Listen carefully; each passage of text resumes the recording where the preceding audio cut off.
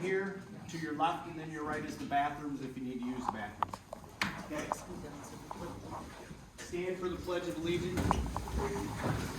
I pledge allegiance to the flag of the United States of America and to the republic for which it stands, one nation, under God, indivisible, with liberty and justice for all.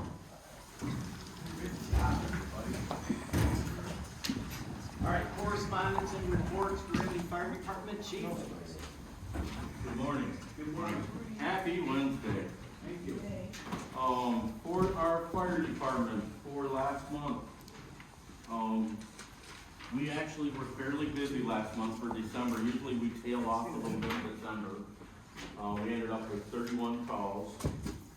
We've been working very steadily on bringing in additional paid on-call personnel, and we actually have 2 brand new people starting next week on Monday, so that'll be their first week. They don't have Fire 1 and 2 yet, but this gives us a great opportunity to get them trained, used to our equipment, used to our self-contained breathing apparatus and the equipment before they go through Fire 1 and 2, so at least they know what they're gonna be doing. We've started the advertising for summer contract, and the great part about this is I've already reached out to our participants from last year, and it looks like we have a 90% return. And we've never seen that. You know, we usually see about a 50 to 60%, but it looks to be about 90% of them are returning. So that's gonna help out a ton, especially with the background checks and all that other stuff. That'll make that hopefully more fluid, more transitional when we get through it and go.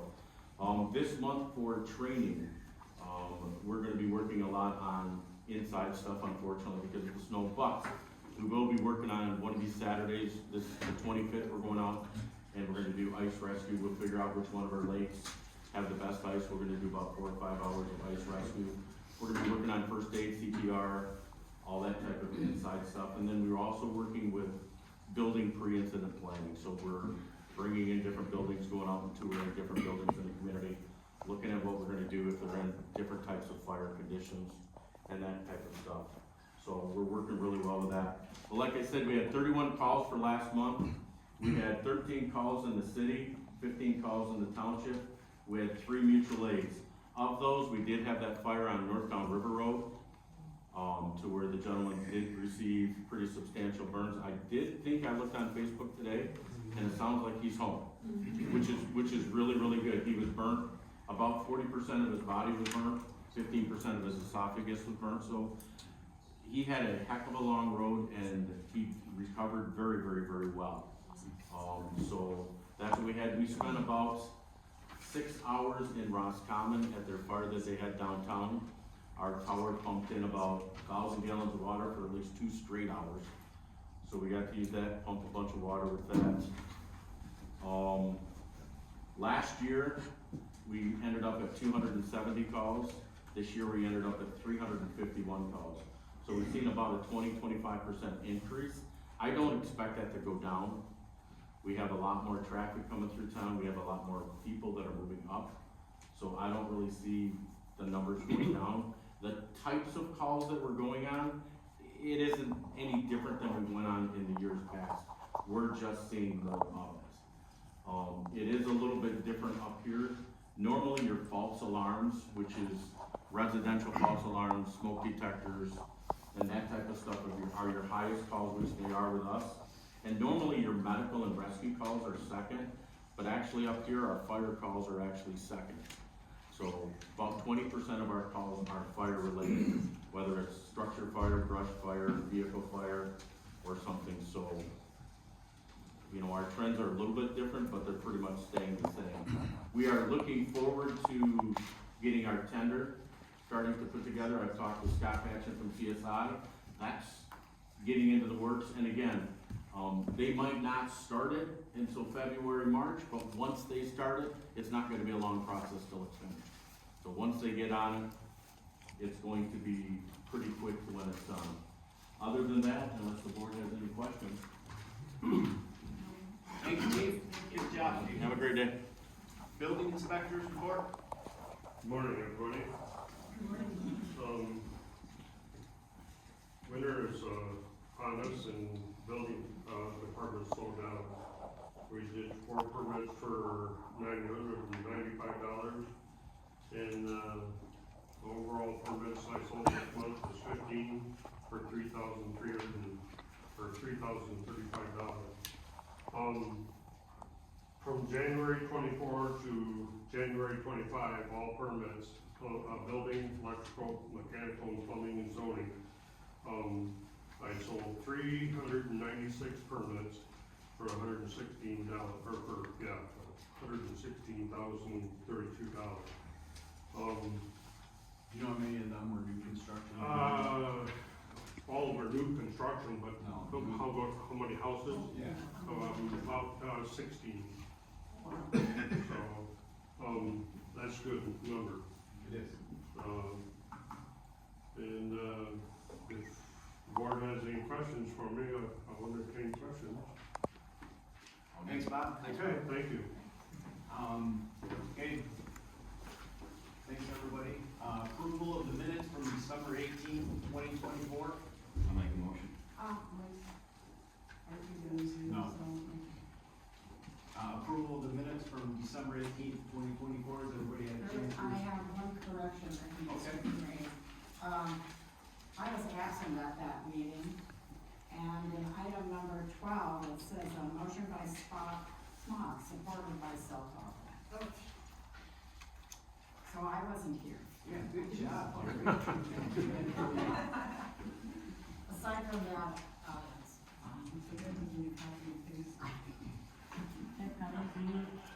Okay. the other S.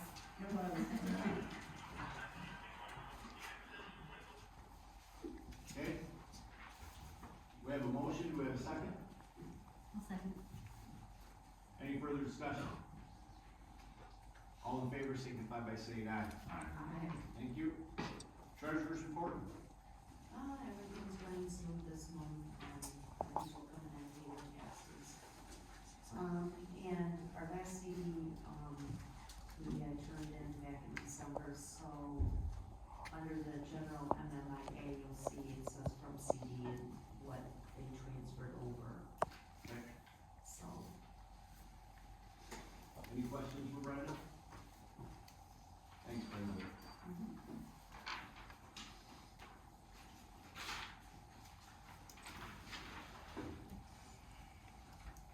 Okay, the Saab presentation to the board. All right, so good morning. Thanks for inviting us to present today. I'm Brett Harder, the general manager of Saab Linen Systems Division. Got a few colleagues with me here today. I'd like to have them introduce themselves. Ryan Worthen, I'm the principal project manager, essentially the designer of the facility we're talking about. David. I'm David Howie, project manager lead for the grant. Hi, I'm Chrissy Sears, and I'm the supply chain site lead for Grayling. We've got Carrie up there as well. Gary Harwood, facilities manager for the site. Great, thank you. So we put together some slides to walk through. I thought maybe I'd start by kind of setting the stage a little bit around, just to touch on the history of Saab, kind of how we got to where we are today, just to kind of give some context. Saab was founded in 1937 in Sweden, originally as an aircraft company. We've diversified over the years since then, getting into different businesses, acquiring businesses. We're mostly well known, obviously, as a car company. We've not actually sold an automobile since the 90s, so that's something, kind of a notion we have to disabuse folks of. One of the companies that Saab bought through the years is called Bofors. Bofors actually dates back to the 1600s, was founded by Alfred Nobel, the same person that created the Nobel Prize. So as much as we're a modern company, deep roots back into the 1600s with some of our businesses. We have for decades been providing product to the U.S. military, primarily from Sweden. In 2019, we incorporated here in the United States a U.S. business. We're at about 1,000 people now, which in the defense space is almost kind of a family startup.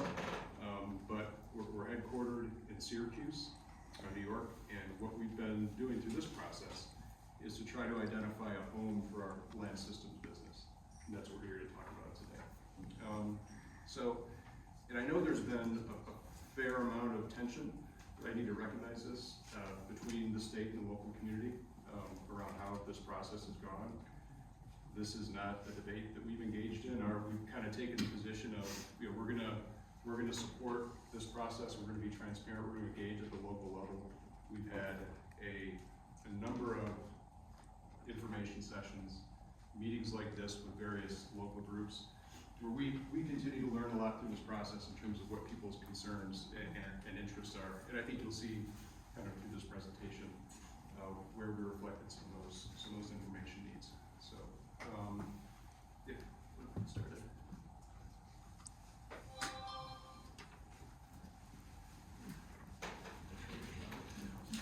There you go. So I think everybody knows what we're here to talk about, right? And it's targeting, it's 380 acres of land that we've identified as a very attractive site for us to develop as part of the MOU, kind of industrial area zone for industrial development over up a 4 Mile road, close to 4 Mile road. We're looking at, we'll get into some detail here, about 140,000 square foot facility that will be completely secured with a fence, security guards, the entire set of kind of safety and security measures that are required by our customer. And we'll get into some details about kind of what drives that. And then as part of this, we're partnering with MDOT to build a road that will give us access to our facility down through this piece of the property. So that's essentially what we're talking about today.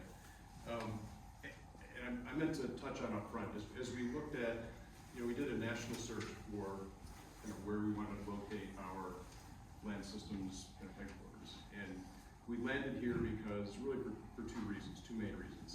Very attractive infrastructure, an attractive piece of land to develop on, access to I-75, opportunity to collaborate with Camp Grayling, access to a strong labor force. Those are really four kind of important pieces. But there were intangibles as well around what we felt was a good cultural fit. Kind of shared commitment to the warfighter. That's a big part of Grayling's kind of DNA. I think an affinity. I think our leadership team, as much as we're based in Syracuse, I live here. I live in Michigan. Our leadership team has deep roots in the state, so there was a lot of comfort level with partnering with the state and this community as we kind of made our decision. And I think ultimately, kind of the final piece was, we thought this is a town that we could really make a positive impact in and be a good partner moving forward. So I think we've got some examples of kind of our track record of doing that. So I think it's important to point out up front, this has come up a lot through the process. We are 1,000% committed to the environmental and safety conditions around our facilities. Saab, and this is kind of a challenge for us. Somebody asked, you know, have you had any environmental or safety incidents in your recent history? And we dug into it, we couldn't find any. So, and this is looking at kind of 50 plus years. That's as far as we've looked into our records. And I would encourage anybody even just to do a web search. Safety and environmental are two kind of critical core values for our business, and it's something that we're really proud of.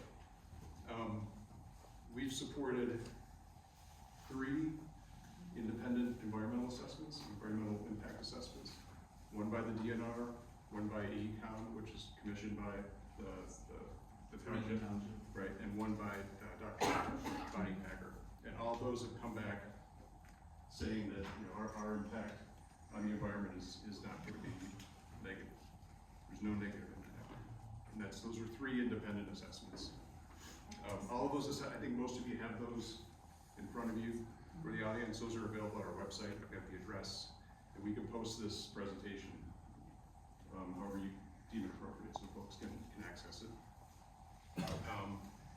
In addition to those required, those 3 environmental assessments, we did 5 additional here just as part of the process. Some were required, some weren't. So the endangered species report, wetlands, archaeological, so on and so forth. We've really made a point to go beyond what is even required for us to do as part of this process, just to maintain kind of that degree of transparency and collaboration.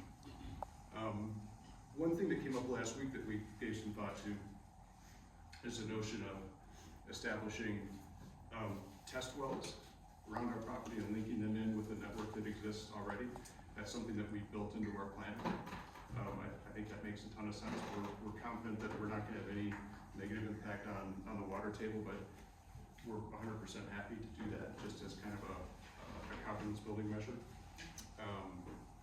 There were questions last week about the test of our system, so that the two systems we plan to produce here, one of them we would be doing what's called lot acceptance tests at range 41 on the camp property. That is gonna exist entirely within the fenced in element of the property, won't disrupt any of the access to the land surrounding range 41, so it's something that we confirmed over the last week. The GLSDB are larger, and that's our shoulder launched product. Our larger product that we're building here is called GLSDB. That's not gonna be tested in Michigan. We test that down in Florida by launching it into the Gulf. The Air Force does it. So, that is it. Any questions from these two slides? Remember the TF? Yeah, I got one. When you say you collaborated with Camp Grayling, what do you mean by collaborating with Camp Grayling? What does that mean? It's really collaborating with them to leverage that range 41 access. That's the extent of it, really. For the lot acceptance? For the test, yeah, for the lot acceptance test, which we expect to be anywhere from 70 to 100 shots max per year. In that collaboration, Saab would be a customer, right?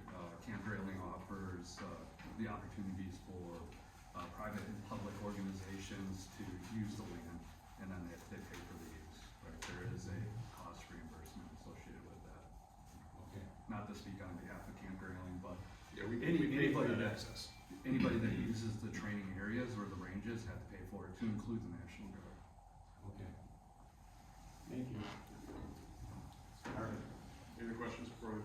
The test wells, what test wells are out there right now? I'm not sure, there's some monitoring wells out there for the spray fields and for the PFAS contamination, to see if it's leaving the spray fields from the city sewer ponds.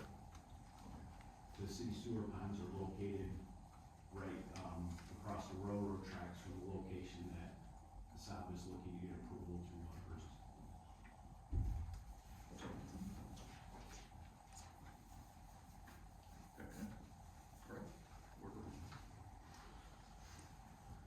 From a governance perspective, we've been asked a lot of questions about regulations. What regulations do we have to follow? Number one, which they're not on here, but I was just gonna verbally tell you. So all Department of Defense regulations that pertain to contractors, we have to follow. So the Federal Acquisition Regulation, the FAR, if you read the FAR, what it references is lots of other regulations. There's the big ones are Defense Contractor Management Agency has an extensive list of things we must do and must comply with to be a government contractor. As Brad said, lot acceptance testing, that's just one example. If we're building a system, the government, number one, they will come in and inspect us prior to awarding us a contract. They will come in and inspect us to ensure that we're compliant while we're building the product, and they can do spot checks. The minimum inspections for those are once a year. So if we're on a contract, that's a 5-year contract, minimum they have to inspect us once a year. But each time we have a new product, they'll come in again and revalidate every part of the process from beginning to end. And that carries all the way through with lot acceptance testing to the very end, where we expend the product at their direction, and they're checking to make sure that we're delivering the quality product to our warfighter that we say we are. The next one, so that's Defense, I was my train of thought here, Defense Contract Management Agency. The FAR dictates a lot. Within the FAR, I pulled a couple out. The emergency planning and toxic release reporting, that actually is specified as to what we must do for both emergency reporting and any release of product, which based on what we're doing right now, There's no processed water, which means there's not any water in the process of making the stuff beyond, you have mop buckets and janitor closets, but there's no drains in the floors in any of the facilities, except for the janitor closets and like showers, right? Just to be clear, it's not, so you wouldn't be able to walk into our process while manufacturing is going on and see a drain in the floor that people are firing water into. It's not there, it's not necessary. The other part of it is high-tech equipment, so you don't want water around microchips and other things, right? We have a very stringent compliance with environmental management systems, and that leads into the EPA. So one thing that is listed in the FAR, but it's not highlighted because it just references the EPA. We have to comply with all EPA regulations as well. So everything from reporting requirements to inspections on our personnel wearing the right protective equipment. That's part of the inspections. Site assessments and monitoring. That's both assessments of have we changed the site and are we doing what we actually said we were going to do in the explosive site safety plan, which we have to submit. So there's an entire plan we have to submit before we can ever go operational. And they'll come in and look at our plan, they'll look at the rules, and they'll look at what we do. If those don't line up, the way the government works with explosives management, they will shut us down. Like, it won't be a warning, it'll be like, cease work, and you'll get re-inspected at their leisure, essentially, and then we can become operational. And then the last one, I was state regulations, which is obvious, but the last one is emergency response coordination. There is a portion in there where not only, so it's not just the code of Grayling Township that we have to talk to the fire and police chief. It's part of our emergency response plan that we have to get to DCMA. So if they come in and inspect DCMA. So Defense Contract Management Agency, if they look at our safety plan and it doesn't include coordination with local fire crash rescue, and law enforcement, that's a fail, and we'll get shut down. So as part of the permitting process that if we get through this board, and we move to the next step, which is the permitting, that's when the fire chief and the police chief and everybody else will look at the plan, and they essentially have a veto vote on how we do things. They can change things, adjust things, etc. So I hope what I've articulated here is the decision that happens at this board is, which I hope is in our favor, it's just the beginning of all things we have to comply with. And there's always back checks that happen. Every new product that we hope to win with the government on a contract, the process starts over. It's like we're a new contractor. Is there any questions? Hopefully I didn't belabor that too much. I think the takeaway is you don't have to take our word for it. We're going to be scrutinized across the board through time, multiple dimensions, through this operation, this facility. I have a question. Do you know when you're talking about the annual inspection and then, other inspections that is part of that inspection process, do you know if they inspect and make sure that the range that, Camp Grayling's gonna allow you to utilize is inspected at that same time? Do you know that, answer to that question? Inspected for what, sir? Yeah, when you were saying that every time they're gonna have an annual inspection where they come and if you're doing something wrong or you deviated from, what you had in place the year before, they're going to, shut you down. Yep. And when they do that, when they come to town to inspect and make sure that you're still in compliance, do they make sure that the range is still in compliance and hasn't had something happen out there that would cause that to be shut down? So that is, the test location is part of the possible menu of things that can be inspected. I've seen from my time on the military side and talking to the people at Saab that have gone through these inspections, the warnings you get for these inspections are anywhere from like maybe a few days to a couple weeks or a month away. But they don't tell you what they're going to inspect. They come in and say, okay, I want to inspect this, and this. Like a pop quiz. And you must be in compliance. So it's To include where you're conducting include lot acceptance yeah, test. to include where you're conducting.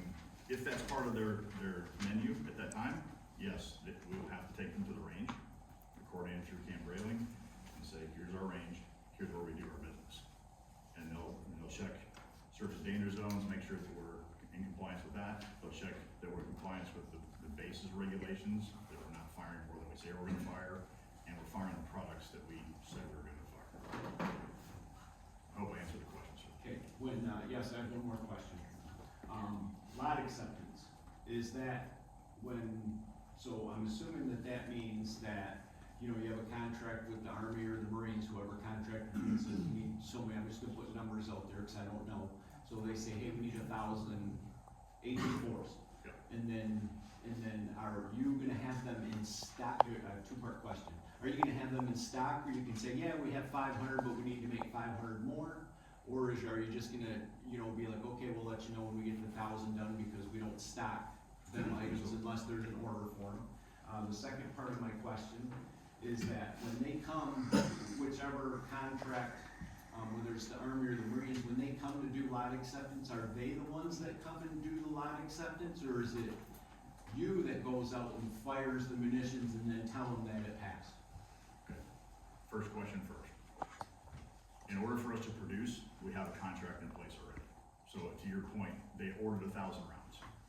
We will build 1,000 rounds, and then they will come in and say, okay, now we're gonna inspect a percentage of the rounds. So they would be in stock, to answer your question. But we don't build ahead of an order. Yeah.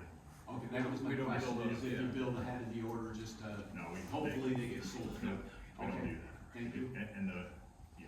We don't do that. The second part is they select the munitions that we shoot. We have to coordinate for the range. They witness the shooting. Okay. It's not, we don't get to tell them we passed. And so what they do is essentially, they can do one of two ways. They can go into the storage and say, I want that one, that one, that one. Or what they do is they go to an Excel spreadsheet and they say, here, I want these 10 serial numbers. We go to the bunkers and we pull the ones that have those serial numbers. Everybody goes to the range. They witness it. They grade us. And then the lot is either accepted or not accepted. Okay. Any other questions? Okay. Okay, the site, just for an orientation, I think, Mr. Smock, you mentioned, or one of you mentioned the water treatment plant. So that's kind of like the landmark. It's diagonal from where the proposed property is. So it kind of looks like a bird's beak. That's the shape of it, right up against the railroad tracks. And then so it would connect Industrial Drive all the way down to 4 Mile Road. And that's kind of the road route. So the property is only part of that area. So I'll hit this slide briefly because we've been evolving the site plan over time, both as we've learned and as we figured out how to make it more efficient. This one, some of you have seen this. We provided it in hard copy a few months back, so I didn't want to surprise anybody when I show you the second one. What I show on here is structures for 2 munitions assembly facilities, a headquarters, and then bunkers for our magazines for storage. So when I say a magazine or a bunker, what I'm talking about is a concrete igloo covered with 2 to 3 feet of dirt with glass doors on the front. So that's secure storage of munitions. That would be the initial build. That's the idea. Speak to, if you would, the temporary storage, it's not holding a lot of Yeah, material. so the idea, going back to Mr. Stefan's question, we only build to the order. And the idea is that once lot acceptance testing is done, that the time we hold the product is dictated by the customer, but it's not very long, and it's usually spelled out in the contract. We have to hold it up to X number of days, weeks, months. But the customer will then come and take it from us and move it away. So it's a temporary storage. We're not holding it for months or years. Right? We don't get paid until they take the product away. So you want to just look at the logical part of it. Like, we're trying to sell product, and so we want them to move it. That conveniently leads me into a point from a safety perspective that has been asked a lot. How does the product move?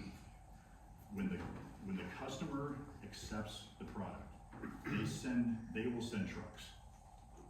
They're satellite tracked, so they're government contracted carriers, number 1. So the drivers are background checked. All of them are satellite tracked. Depending on the product, they'll have an escort or an armed escort, either one. But that's at the discretion of the customer, not us. The only munitions that we would move in this area would leave the facility, go south to 4 Mile Road, up 75, and then to range 41. The only ones we move are the ones that are directed by the customer for all acceptance testing. So everything that's coming in and going out, precursor and finished product, is moved at the control of the customer. It's probably pretty similar to how things are transported to Canada today. Government contractor carrier, it's the same, and we don't get a choice on that. They dictate, product we picked up on X day by these drivers, they show up with proper paperwork, they get loaded, they leave. The site as it stands now, what we've done is we have employed APT research to look at our site plan, specifically the explosive planning aspect of it. There's a lot of questions on explosives and the impact of explosives on the community, essentially. What we've done on here, it is a little bit hard to see, but there's a series of explosive arcs. The largest one is a red one on there. By the regulation that we have to follow, that arc cannot impinge on anybody else's properties at all. So to include to the west, there's a bike trail, we can't impinge on that at all. To the north and south, right, to the north there'll be a road, where there is a property, and then there's property to the east and to the south. We can't impinge on that. We also can't, well, we could try to sell the property, but if we sold any of that property, we'd then be impinging on somebody else's property with an explosive risk that wouldn't be, not in our interest, right? So back to APT research, that company has the sole source contract for the U.S. government for planning of all explosive facilities worldwide. So they are very, very well vetted. And they have gone through every step of this to make sure buildings are located down to the inch correctly, so everything is safe. Each one of these buildings will have a limit on how much product can be inside of it, based on the net explosive weight of the product. That is also subject to inspection. If somebody comes in for a pop inspection, and we're supposed to only have 300 pounds in there, and we have 400, there isn't no warning. We're shut down. So it's very, very strict. And I'm happy to go through this more, but it's Just a couple notes on this. Number one, there have been questions about, the size of the site that we're looking at and why we need that much space, and this, I think, explains that. With the safety zones there, we use up almost, 80-90% of the 380 acre piece, and then and it's actually January 25 there, so that site plan is new as of last week. That's it. Yeah. Should say I have a couple of questions. Are you talking about the igloos where the finished product is gonna be stored? I'm assuming that's what that meant. And it also applies to every building that we would assemble products. Okay, so it's gonna, and then you're saying it's gonna be, it's gonna have the concrete, and then it's gonna have the blast doors. Yep. What happens, we have, recently that whole area right there had a, out of control forest fire go through there. How will a forest fire affect your bunkers? So If a forest fire comes through there? So number one, the regulation says we have to have, it's 30 meters, or 30 feet to the fence line and then 50 feet beyond for clearance of trees. Yep. That's something we would talk zoning wise and experience wise, essentially from the local community. How far would a fire jump? Somebody said, they've seen a fire jump 75. So I think we need to take that into account, how far back we cut the trees. To the question on what does it do to the bunkers? Effectively nothing. I mean, it's just, the grass will burn over the top, but the front, it's concrete and steel, it's concrete all the way out, and there's not fire access to get in. So the heat from that fire can't penetrate that igloo, is that what you're telling me? It's or not. Are you saying you don't know? It's not gonna penetrate it in a way that would ignite the munitions. Okay. It's not. And that's a design requirement. Yeah, so the bunker designs we use are all DoD approved. We're not pulling anything off the shelf. We're essentially, I think there's 19 possible bunkers that the Corps of Engineers has built that are approved globally, and we're using one of those designs. Okay, you're pretty close to the reason I asked that question is you're close to the proximity of the railroad tracks, and that forest fire was actually caused by the railroad. Sparks coming from the tracks caused that, fire, and it went right through that property. Another question I have, the AT4 product you're gonna be transporting, is that armed? When, how is it armed? You know, when it's being transported, is it, you know, armed and ready to explode while it's being transported, you know, down the roadways, or Yes. what do you have to do to arm that weapon? Okay, so the way it's transported, it would number one, it's in a, we call it, essentially it's a plastic coffin. So it's a container that have 2 rounds in each one. Yep. The plastic, it's locked, it's on a pallet, it's steel banded, so it's on a pallet that way. Now, to your question about, you know, does it shoot? Like, if you can cut through, you know, get through the security, cut the band, get the thing open, pull it out, yes, you can arm it, and you can fire it. So But I think maybe But what you you're have getting to at, arm it's it not gonna before fall. it can be, it has an arming mechanism you have to do. Active you have to arming. initiate, so it's Right, not yes. active unless you. Right, Yes. I think what you're getting at is if it falls off the truck, as an example, right, and Yeah. you're loading it, is it gonna explode, and, you know, the question's not. It has It's has all these safety mechanisms in place. Okay, and, then my last question here, I need you to explain this to this country boy. Can an can an AT4 be detonated by dropping it? What if somebody walked up there and smacked that thing with a hammer? Is that gonna cause that to explode? And, you know, what other, if there is a transportation, you're transporting it that falls over and scatters all over the place, you know, what happens then? Are they, you know, can they detonate without being armed? So the risk is not zero. I'll start with that. It's not zero, but it's incredibly unlikely. When you arm, if you're talking about the AD4, when you arm the system, it actually arms an electrical switch. That initiates the back end to make the whole thing go. If you don't arm that, and what you have to do, you have to pull, there's a lever that's kind of hidden in the plastic, you have to pull it back, pull it out, and then twist it essentially.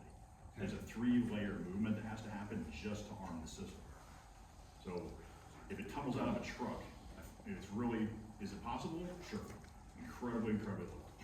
I give you an example of, I've actually seen ammo dumps explode in Afghanistan, and what we did afterwards, we went out and we picked up the AT4s. That just essentially, it got hit by an enemy mortar round, and it exploded, and we just picked up the AT4s off the ground, because they didn't detonate. They were damaged, and they weren't usable, but they didn't blow up. So, and I've seen more recently in I guess it was 2020, I saw for the GLSDB as an example, the size of missile that the customer would haul away. I saw a car accident where missiles of that size essentially came out of the tubes because a military truck hit a car, and the missiles, like 20-foot long missile, just bounced down and broke. They broke, but they didn't explode. There's an arming mechanism that has to happen in there that is complicated. Now, you were talking about the igloos, you're gonna use them to store the finished product, and the components to the product are gonna be transported here, and then you're gonna assemble them. Yes. So the warhead, the part that, you know, blows stuff up, and then the back end of it, the propellant that gets it to go downrange, where are them gonna be stored? Are they gonna be stored in a bunker type area where, Yes. you know, if there's a forest fire or something like that, they can't penetrate that? Exactly the same, bunkers. Okay. And so, to answer the bunkers, yes, exactly the same design, and there's very stringent rules on what we can mix. There's, you know, essentially it's an apples and oranges conversation. You can't mix certain products together because it makes them more dangerous. The best I can say would be like a blasting cap and C4. Alone, they're just generally fine. You put them together, now you have a problem. The products that we have, you know, the warheads would be in one bunker. The rocket motors would be in a completely different bunker. And then, you know, and when they get assembled, then it's a finished product in a different bunker. I feel like I'm over-explaining it, but I hope it helps. Thank you, you did answer my question. Amanda, do you have a question? Jerry? Yeah, this is kind of back to where you were explaining what happens when this product, whatever it is, goes to Camp Grayling for testing, Yes, ma'am. Range 41. Yep. What kind of responsibility, who has responsibility for this munition when it leaves your plant, gets on 75 and goes to Range 41? If you were to have something happen, whatever it is, Right. as, you know, responsible for that while it's in transport? That is our responsibility. It is your Yes. responsibility. It is. It's nothing to do with. No. And this is also another question, and excuse me if this has been answered in something that I haven't read, and I've been out. Do you have a plant like this in operation anywhere in the United States, or if not, do you have it in operation in some other country? Sweden, so a plant like, we have 9 plants in the US, nothing like this. Okay. We have one in operation, well, 2 operational in Sweden, there's one in Switzerland, and I believe there's one, I believe that's it, for AT4, it's those, there's 3 plants total, 2 in Sweden, 1 in Switzerland. Thank you. When you're gonna, I have another question off of Jerry's. When you say you're responsible for the transportation, do you have to give notice to, the authorities, where state police, MDOT, Yes. hazmat, that you are gonna be transporting at this date, this time? Yes. Okay. How much notice do you have to give them, do you know that? Not off the top of my head. It's, Okay. but it has to be planned ahead, but I couldn't tell you it was a day or a week, I don't know. Okay, and then, There's plenty of lead time with setting up these lats. I mean, they're usually weeks of planning and lead time, so it's not like they're not last minute affairs. And so we'd have plenty of time to coordinate with police and fire. okay, my last question on that is, when you give them notice, do they have to approve it, or you just have to give them notice? Do they have to actually come back and say, okay, we approve it, you do it at this time? So, You know that? I don't know that answer. I think that would be the municipality's call, ultimately, right? Well, not ours. Well, I think it's probably within That's why I'm asking. I have a question. Do you have to meet government standards for transporting munitions when you transport? Yes. munitions? Alright, so with that said, there's rules and regulations probably by ATP that you have to adhere to. ATF and Michigan Department of Transportation, and federal. And DOT is probably gonna be in that conversation. So there is, so you're not just transporting this down the road, So it's, you're adhering to rules and regulations set forth by the POD. if I harken back to my military days, sir, the driver has to be background check certified. You have to have a certain amount of equipment or types of equipment in the truck, fire extinguishers, there's a list of gear. And if you don't have all that, and law enforcement comes and checks, then you have a problem. And I've seen that problem be like, okay, soldier, pull off, we're gonna sit here 3 hours until your boss gets here. A civilian company, that's, we're breaking the law. And the DOT rules still apply, hazmat requirement, training, certificates. Board members, any questions while we got a little, Jerry? Well, maybe we ought to address this to the fire chief. Does our local department here have what it needs? Will we add an incident on I-75? Would we be involved in it? We would definitely be involved in it. And as this process runs further, we will see if the current equipment that we have is capable of dealing with what we potentially can have.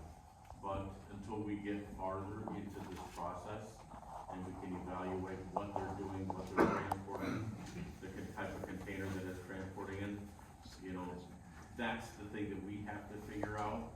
But we've been in contact with them and they have assured that, they're going to be working with us to get us to that point. And one more. Joe? So, again, and I'll get into this more in detail later when I speak on other things. The AT4 is being shafted right now. It is being transported from the ASB to Grayling down the same routes to range 41 to be shot. So the hazards of an accident exist at this point by the military, right? So, Chief, you've probably already dealt with Camp Grayling. You've got fire people out there. They understand what's going on, right?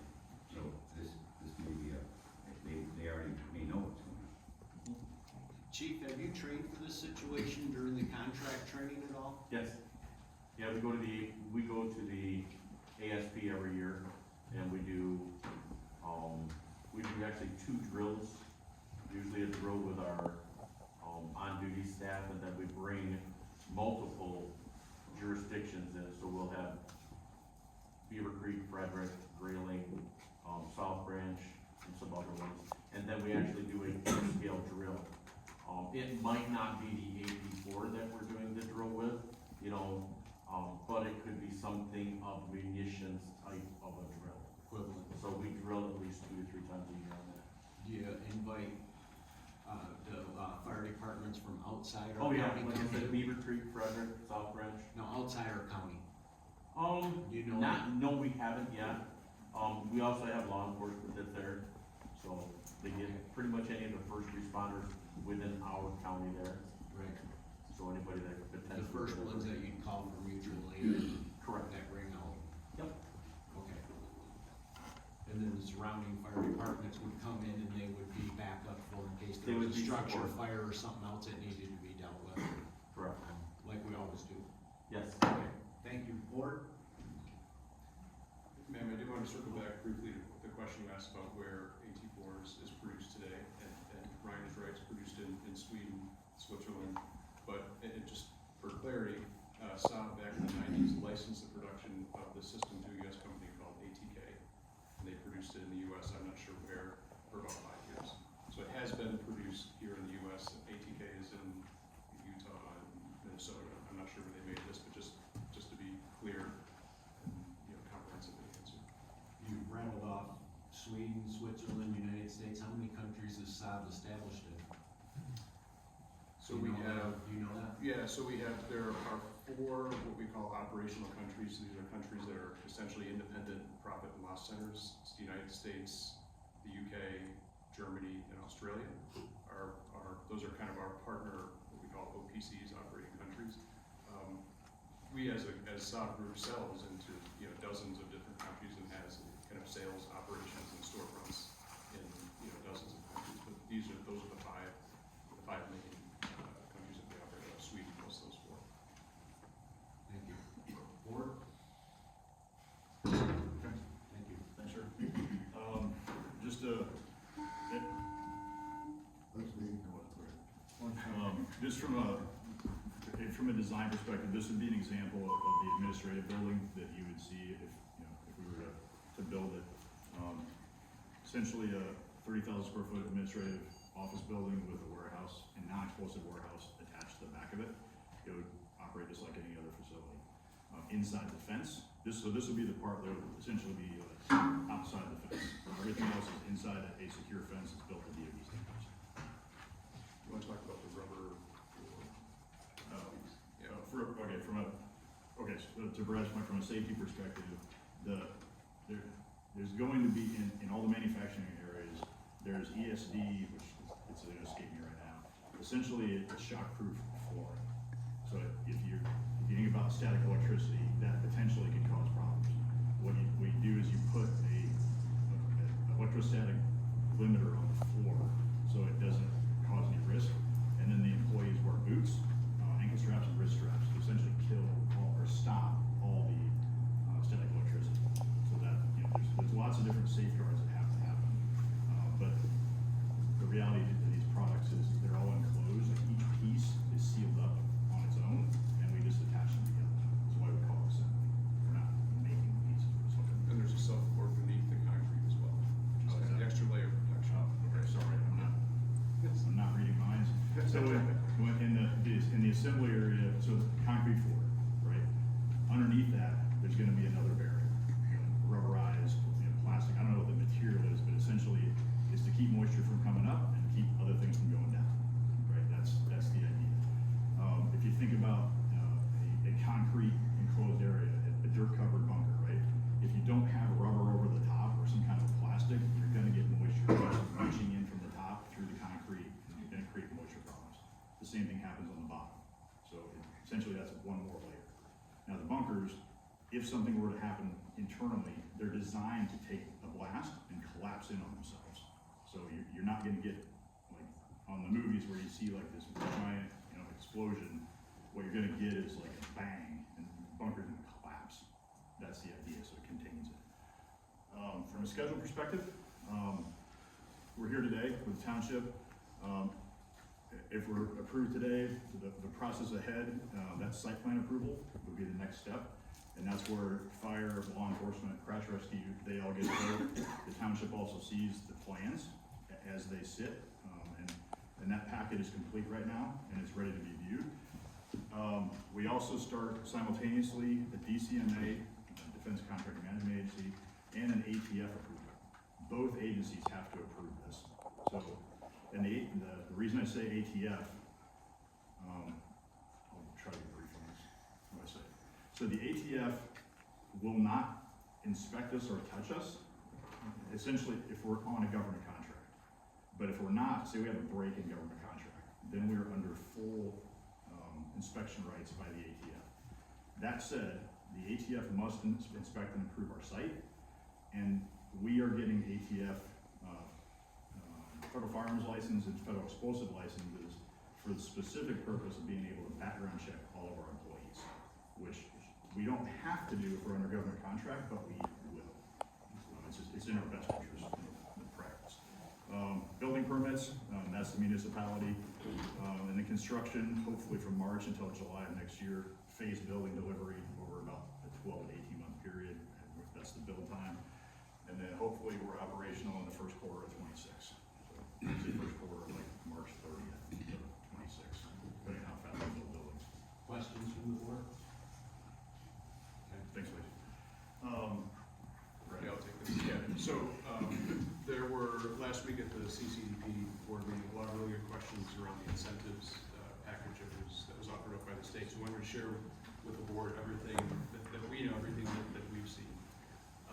And as I talked about up front, kind of the path and the rationale for selecting Grayling and Michigan more broadly, the incentives were likely probably the least important part of the calculation, but we do want to be transparent in terms of what was offered. So that the MSDP cash grant, that's a budget I think many of you probably heard that the state has at their disposal to provide to companies as an incentive that are looking to come here.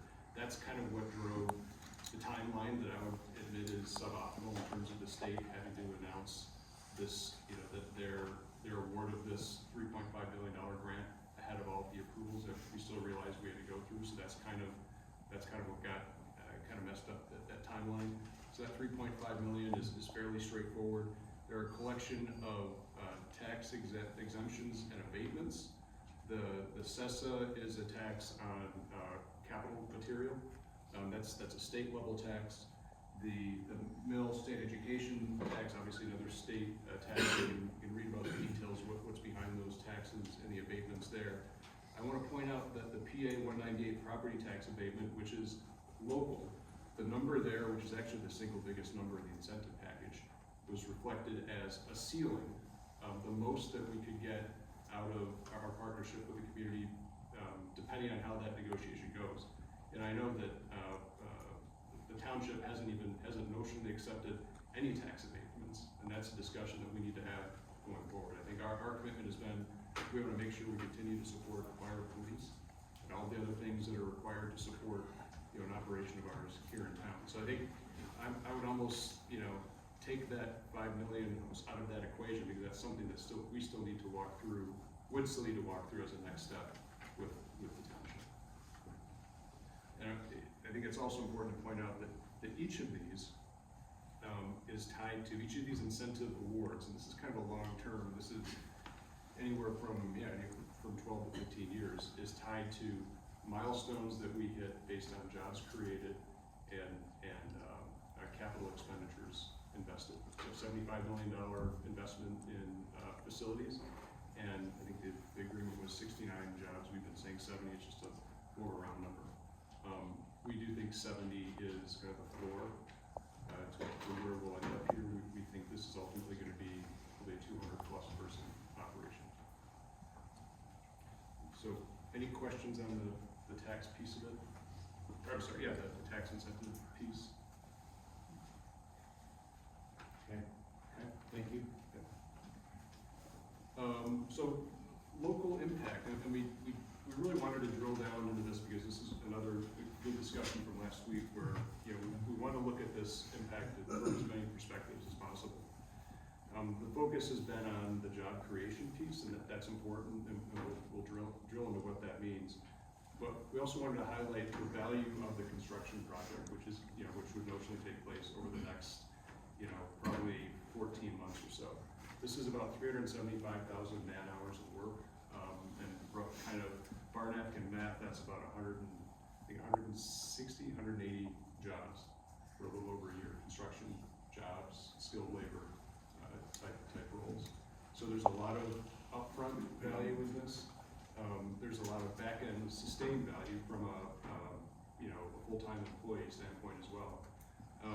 So when we decided to focus on Grayling, we looked at the map and we did our research on the access to a labor base. We drew kind of a 45 to 60 minute commute circle around Grayling and looked at what is possible there. And that's really one of the things that, in terms of attracting employees across multiple levels, and that's one of the things that drew us here. We get to some detail here. We've hired 10 people already. Most of them are local. Our vision is to make this a Grayling and a Northern Michigan enterprise from the standpoint of subcontractors, contractors, skilled tradespeople, as well as have a longer term employees. So you see our ramp up here. We're at 10 today. We've got three folks here. We're looking to hire 6 more in March and then kind of ramp up through the end of the year, transitioning into a training mode kind of in the fall time frame. We begin to train out, collaborating with Kirtland and with Michigan Works, train out our assemblers in terms of how they would perform their work in the plant. So they're ready to go once we go online in the first quarter of 26. So, another I think rich topic from last week was, okay, what's the pay for these roles? And these are good questions, and we spent a lot of time trying to understand what we think the breakdown of roles will be in kind of broad categories, right? So you'll have kind of management roles. That's most of the folks we have here today are for management hires. And typically when you start staffing up an operation, you start with the key management folks, and then roll down and bring in bring in the assembly hourly workers kind of toward the end for the training piece.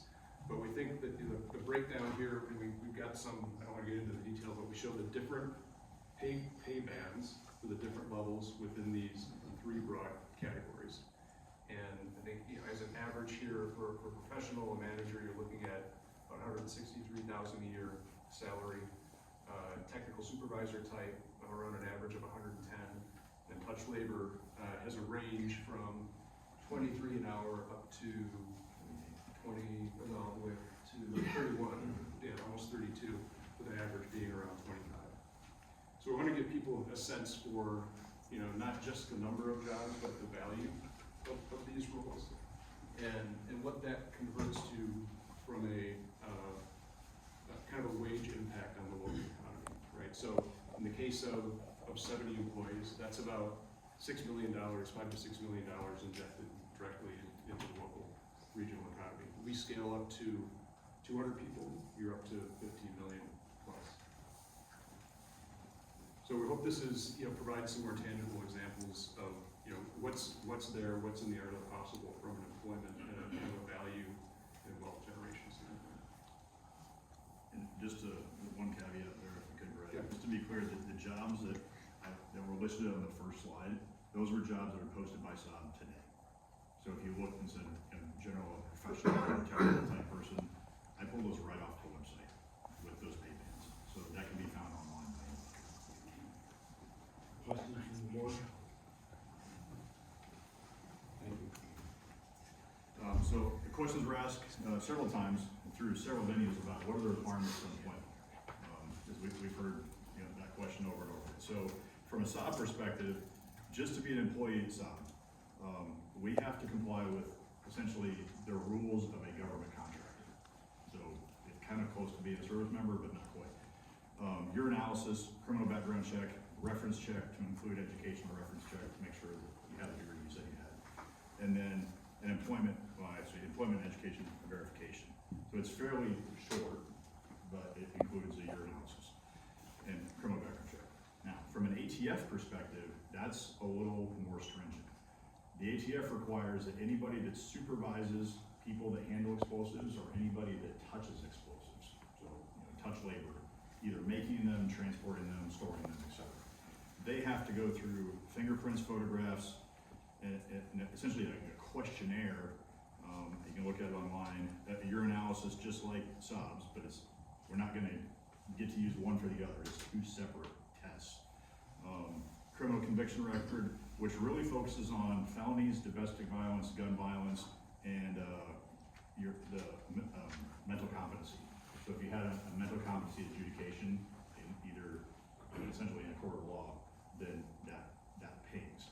And so the first one, Saab, we can hire, Brad could hire me, and essentially if I had my background check was a little questionable, like maybe as a kid I did something bad, and it's in my record, that could be waived.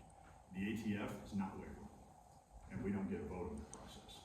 What would happen is I would hire Brad to be a maker of a product. He could start work, but all this background check has to go to the ATF. When the results come back, if he failed, he's immediately released. It would be employment contingent upon passing the ATF background check.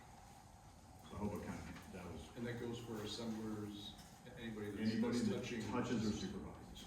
So if you're, as an example, the receptionist at the front desk, that person probably wouldn't go through an ATF background check because they're not touching the product. Right? But most of the people, engineers, supervisors, they'll be if they're gonna be in the factory, they have to go through that. How would you compare the scrutiny of an ATF background check to a security clearance? It's slightly less, but it's really close to the same. Okay, for a secret level of Yeah. security. And I guess one thing I've left out here is there has been comments about people here won't qualify because they don't have a security clearance. The majority of security clearances people have already been hired, and you don't need a security clearance to do these jobs. Like right now, I have an active security clearance. I have no purpose to use it. Like I'm not working on any projects that need it. So that's not really a barrier that people need to worry about. Okay, questions from the board? Thank you. Yeah, and just kind of a closing thought, maybe to circle back to how we, we kick things off and talk about, one of the reasons we selected Grayling as a place we want to be is because we think we can have a positive impact on the community. We want to be a partner in the community for the long term. And what I have here is an example of kind of what we've done from a community engagement standpoint in West Lafayette. This is, Ryan mentioned we have 9 operating facilities right now. This is one of the newer ones and probably the most similar in scale to what we'd look to do here. This was a greenfield build that was done, finished about 4 years ago. It's up to 200 people right now. West Lafayette, small, I think most of you know, small college town. That we've completely integrated ourselves as partners in that community and achieved a comfort level operating in smaller communities that I think drives value for both us and the community itself. So it's kind of wanted to believe that as this is our vision for how we would operate in Grayling as well as a local partner. And I think we have a strong track record of delivering on those commitments, whether it's West Lafayette or Syracuse, where we only established Syracuse as a headquarters 5 or 6 years ago. Very similar engagement at the local level there as well. Questions? That's it. You want me to leave it up, sir? It's up to you. It's your presentation. I'll leave it. Okay. Any questions from the board before they close their presentation? Do we want to take a restroom break prior to public comment? Do you need one, Joe? Is that what you're asking? I do, yes. I have a lot of water. If we can do that for a couple minutes, that's great. Would we, with the board, need a motion to take let's say just a real quick break? Because there's a lot of people here that have taken time off of work to come to our meeting schedule, and I want to be respectful of what they've done to be able to attend this meeting. So I would want to limit this to just 5 minutes. Okay. All right? All in favor? Aye. 5-minute break. I got the timer on.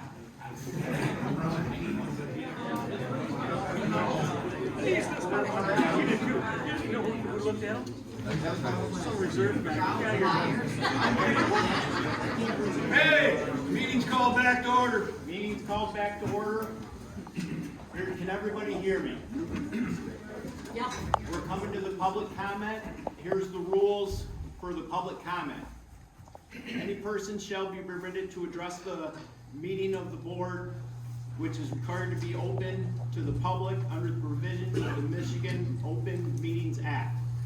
Public comment shall be carried out during the public comment period in accordance with the following board rules and procedures. During the public comment section, comments can only be made with a reference to a listed agenda item. Members of the public wishing to comment should raise their hand, state their name, their township, when called upon by the chairperson. That's me. No person shall be allowed to speak more than once on the same matter. You may address the board on matters or issues which are relevant to this government as determined by the chairperson. The chairperson shall control the amount of time each person will be allowed to speak, which will not exceed 1 minute. The chairperson, at their own discretion, may allow an additional opportunity or time to speak if determined or necessary to the discussion. What I will do is I will set my timer. I will set my timer for a minute. When that minute comes up, I will raise my hand. That does not mean you need to stop what you're saying in your tracks. That just means, wrap it up. If you need some additional time, just keep talking and wrap it up. Just be respectful. There's a lot of people here. We want everybody to be able to comment that would like to comment. We don't want to carry this over to the Lions playoff game. We all want to watch that. The board will not comment or respond to a person who is addressing the board. Silence or non-responsiveness by the board should not be interpreted as a disinterest or disagreement by the board. Please be respectful and refrain from personal or political attacks. Is everybody okay with that? Okay, thank Are you. we skipping one agenda item or no? We are not. Okay, Just want to get that out of the way, Mikey. I know you want to talk. not really. All right. Saab presentation is over. The next item on the agenda, Mike McNamara is requested to be on the agenda to address the board. Mike has 5 minutes. I appreciate everyone taking the time to listen. I can appreciate how hard this decision is going to be for the board. The board has had many obstacles in the last couple of years and challenges because of the poison water issue, the $75 to $100 million municipal water pipeline, the Camp Grayling expansion, the VBRO issues that the board has been straddled with, and the election and all the requirements that put on this board and the clerk's office, just to name a few. Now we're straddled with a high risk and potentially disastrous company that wants to build in our backyards. Nothing ever can be foreseen, and hindsight can often be close to 2020. But just for a few jobs, I don't think the risk is worth the reward. Crawford County and Grayling Township has always stood in solidarity on everything that's been challenged with the exception of one noteworthy strike in my lifetime. Grayling has always stood together, again, and they've always stood very close by its neighbors. This whole Saab thing started, and this is probably the best briefing I've heard, and I've heard a lot of them. And it's morphed into, at least they know kind of what the culture is in Grayling now. But I guess the secrecy and the lack of community input early on is really bothersome. When, this whole thing has been kind of jammed down our throats, we think. When do we finally tell, when does Northern Michigan and Grayling finally tell Lansing no? We may be forced with a lot of different Lansing agendas in the next few months. Carbon collection problems, there's a lot of things on the horizon that Gaylord and Otsego County are going to be straddled with to include solar panels. And the Saab thing is gonna be our cross to bear. I believe this whole Saab thing is the beginning of the end of our community is the way we know it. And what I mean by that is our community's always been open with the Guard, and we've shared our lands with the Guard, and absolutely, we're all behind our soldiers. But this defense contractor and defense industry thing, that's a whole different ballgame. And it's not just a battle cry that I say that we're gonna lose limits and access to our public lands. It's already happening. Range 30 was just shut down all during muzzleloading season, and no one was allowed to go under it because private company defense contractors were under using Range 30. And I joke, but guys couldn't go in to bait their deer stands. I know baiting's illegal. We were promised by board members that we were gonna have 3 boards vote on this proposal. And now it's down to 2. So we were told a lot of numbers, a lot of different people were gonna have eyes on this, now it's just down to 2, which is fine. But the story's changed a little bit. You know, it's been labeled now as an assembly plant and not a munitions facility like on Saab's website. And we've been criticized sometimes for taking information off the internet, but like I referred to earlier in Facebook, we didn't have access, the public at large didn't have access to much of this information until just the last few weeks, few months. Just until recently, they wouldn't even hold an open question and answer period for the public at large. So much for trying to assimilate into the culture. I urge the board to review all the munitions factories in this country, especially the government-owned ones. They're all Superfund sites, all of them. That's a huge concern for me as the environment. Lake Schallenbarger, the creek, all feeds into the Saab River. Whatever decision this board makes today, it's going to affect us for at least 5 or 6 decades, at least. The defense industry was courted by the Adjutant General and the past Post Commander in part of the National Guard strategic plan of bringing defense contractors and flood them into our community and using our state lands. And that was noted in the defense industry magazines, several of them. We were promised the most stringent environmental analysis. Yet we got an environmental assessment plus, but not an environmental impact study. And if some board members wonder what the difference is 18 to 20 extra months, cost, and a lot more levels of detail. And keep in mind that all the materials coming in and going out of this facility are going to all be hazard classes at least 1.1, 1.2, 1.3, which means that they're all explosive, obviously, which means there's a lot of room for a lot of issues. Saab is a munitions facility. It's not just a mere assembly plant like for IT furniture. Again, we all support our soldiers, and and a lot of combat veterans in this room that don't necessarily support the Saab program. 1 minute? Time's up. Okay, thank you very much. If you got a comment you want to finish, Finish, Mikey. The DNR is poised to approve immediately upon the Grayling Township's approval to rubber stamp and move this process along. And I'll ask you, the last thing I have is, I think we need to wait for the FOIA. There's a 9,500-page FOIA from the anglers that are coming. And I think if the board has some information that may be in there, it may be able to change your mind. Thank you very much and appreciate your time. Thank you. Okay, now we are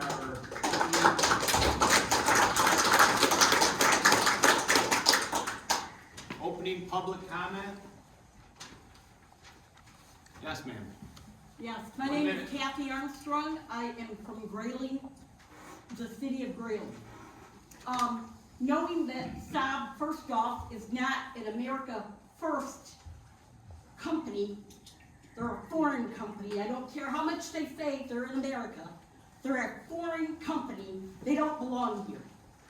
Second of all, knowing that 2 of their largest investors are Vanguard and BlackRock. We don't want Vanguard and BlackRock anywhere near this community. They are absolutely, go look them up. You won't like them either.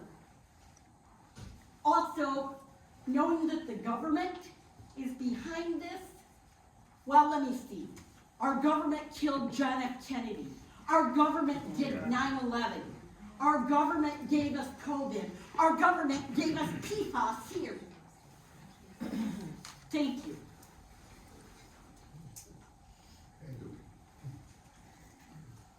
Todd? Todd White, I'm from Maple Forest Township. I'd just like to echo what Mikey said. You know, these ranges around here, obviously Senator Peter Whitmer is trying to militarize northern Michigan. We can tell that the Saab wants to come here. I mean, nothing against you guys, you were welcome here, and again, I understand that.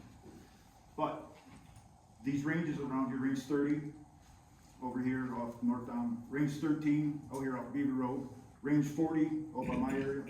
They've been getting developed, I think Joe's been working on it, for over 2 years now, 3 years, 4 years, at a rate that is unbelievable. They are clear-cutting these forests around this area to make do for these guards and calling it okay. We need northern Michigan communities to have strong leadership and a strong board to tell Gretchen Whitmer and Senator Peters, enough is enough, not in our town. We are unique. Range 40, where you guys will be shooting, has the Saab east branch of the Saab River running right through it. There's observation points where people can go up there and stand and look and watch. You can watch the devastation, and you can see the river and lakes right there. And then the backside is where the bombs go off and all the watershed comes down to our rivers. Nobody at this point has a test from a well that can say that range 40 is okay. And also, when they're firing, the only spot to open for ORVs is range 40. And I spent 2 years with the last captain, Brian Burnell, to try to get that open, and he opened it just before he left. And it's the only place open. You will shut it down every time you use the range. Thank you, Todd. My name is Katrina Burlak. I made Grayling Township my home in 2017. My family has been coming up here for generations as a destination for fly fishing and love of nature. My husband, born and raised in Grayling, has been guiding for Gates Lodge for 17 years. Yes, with good planning, seasonal work can pay the bills year-round. Although our area is known for high poverty, low incomes, and unemployment, that's not who we are. We know the opportunities are here for those who wish to work hard, engage with the earth, and live sustainably. I'm an active volunteer at the Grayling Community Garden, just a mile from the proposed site, and I see the need for more high-paying, year-round jobs in our area. And I understand that the DNR managed land is zoned for industrial development. What I don't understand is why Grayling Township can't have more time to process local input from the community on a matter that is clearly so deeply important and personal to so many residents. I'm asking that the trustees please vote no, or at the very least postpone this decision to sell our state land. Thank you. Thank you.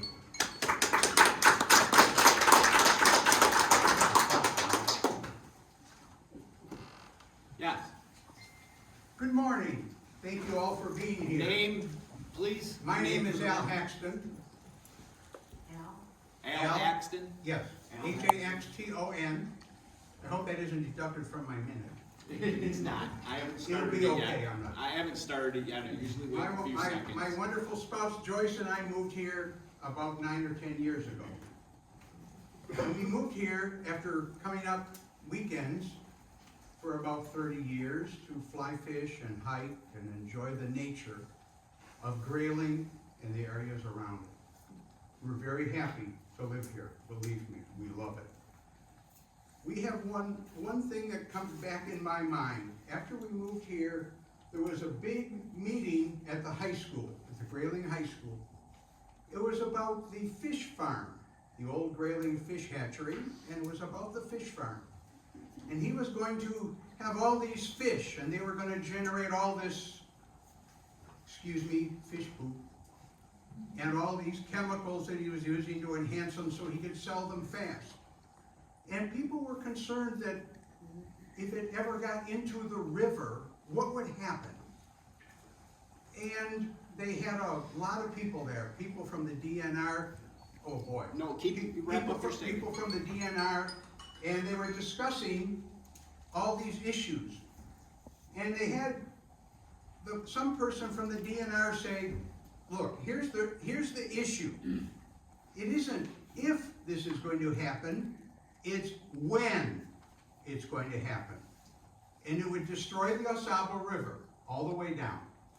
And then they had the tax assessor, the property tax assessor for Crawford County, stand up and say, here's the issue. There's like 150 houses on that river. They pay half of the taxes for the whole county. And if their tax values go down, everybody else's has to go up because we have schools, we have a fire department, we have police officers, we have our roads plowed. Thank you. We Thank need you. those taxes. Thank you for your statement. Everybody's taxes will go up because it will happen. Thank you. Yes. I want to move up just a little bit because Yeah, of course. Al projects a lot better than I do. Name? Morning, my name's Jason Bergwald. I'm an attorney by trade, but I'm not here as an attorney today. I'm here as a very small business owner and a full-time resident on the East Branch of the Saab River. Where do you live? Grayling Township? Yes, right up off of Roberts Road. And ultimately, the question that's going to be put to the board today is what does Grayling want to be? And we're looking at 70 salaries. That's the economic impact of the Saab plant. Sure, the construction will be here, that's temporary. And most of those workers probably won't be from here. The contractors probably won't be from here. That money will go away in a few months. Then you're stuck with 70 salaries, because what Saab is doing here, they're not making anything that's Grayling unique. They're not actually making anything. They're putting something together. They're shipping the parts in, putting it together, and it leaks, or it gets blown up.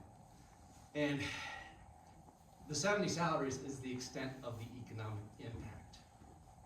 That's it. Imagine the incentives that went to Saab had they gone to the true industry that's here, the rivers, the trails, the animals, the game. Imagine pushing up those businesses, bringing in businesses to support those with the incentives that Saab gave. That's Grayling's future. It's not 70 salaries that's going to sit here and really do nothing. The profits are going to a corporation. Bring the business growth locally. The profits stay here. Amen. Thank you.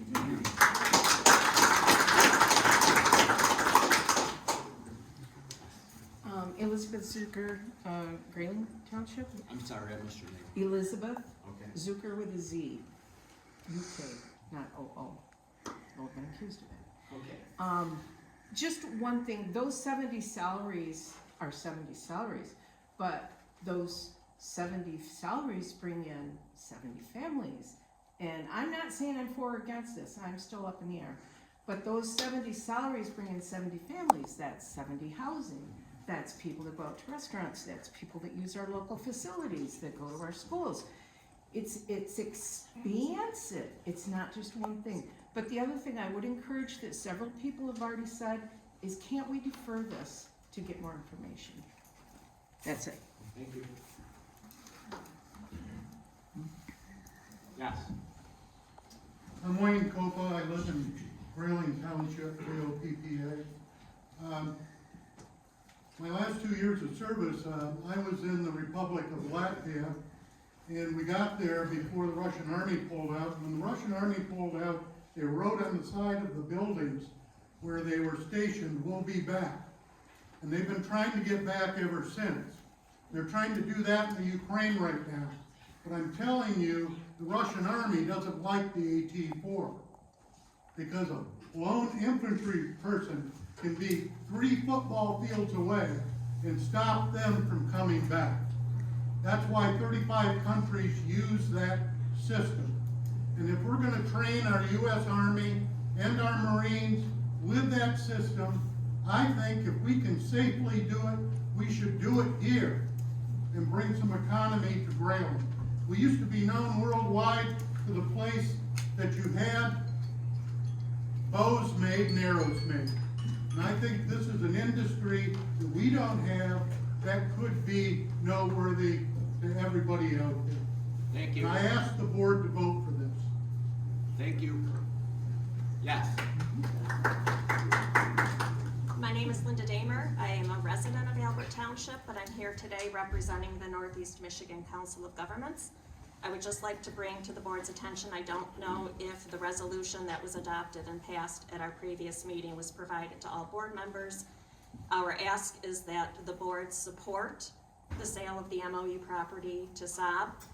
Yes, it may be 70 salaries during construction and commissioning, but as we've heard, it will grow to 250 at its height. We recognize that as economic development councils, the individuals, the contractors, the suppliers, the employees, everybody who will be coming here for work or to support will be bringing and spending their paycheck dollars across Northeast Michigan. So as a region, we support this in Grayling Township, and we ask the board to review the resolution and take that into your consideration. Thank you. Thank you. Yes. My name's Amber Isley. I'm from Bear Lake Township, from Kalkaska County, but I do have a Grayling address, so some of my tax money does come here. Just a couple points to make out for everyone. Understanding that updated site plans, to me, updated site plans from 3 weeks ago till today tells me that you aren't good at planning and it's not in the ability yet to be able to go through as an approval. Second of all, a celebration to me is a slap in the face to every single board that is voting to approve this or not. There's a celebration that happened downstate for Saab coming to Grayling before any of you all approved it. That to me is a slap in the face.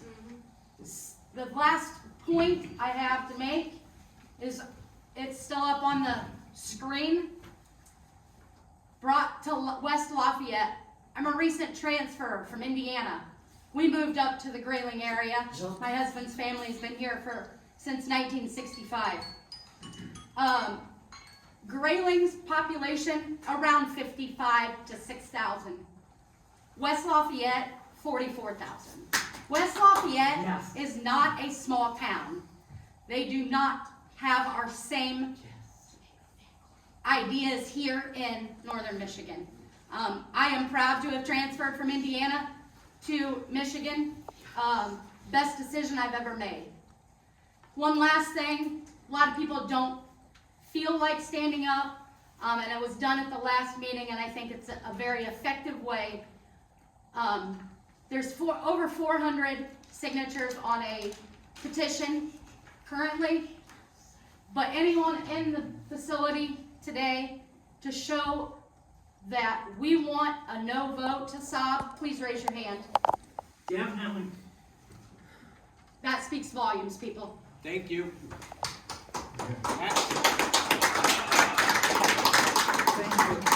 I'm sorry. Yes.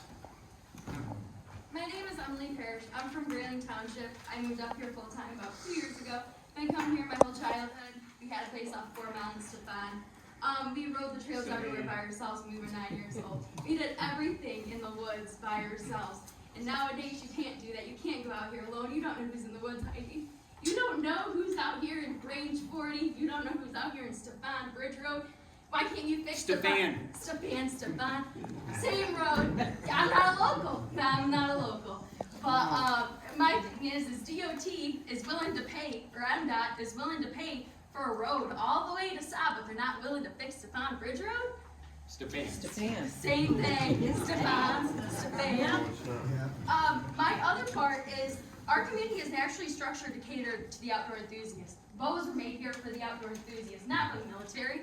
They were made for the outdoor enthusiast. That's what we were here for. And every single person who came to Grayling is a homeowner, a secondary homeowner, or they come here to vacation. They don't come here for jobs. Our local community cannot support the jobs. They can't even pass a damn drug test. That's why no one's running for township supervisor. I'm just saying, this is not for us. We are for the outdoor community. And their main point is for our outdoor infrastructure. As they said, their number one reason why they came here is for our outdoor infrastructure. Where's our community supporting that?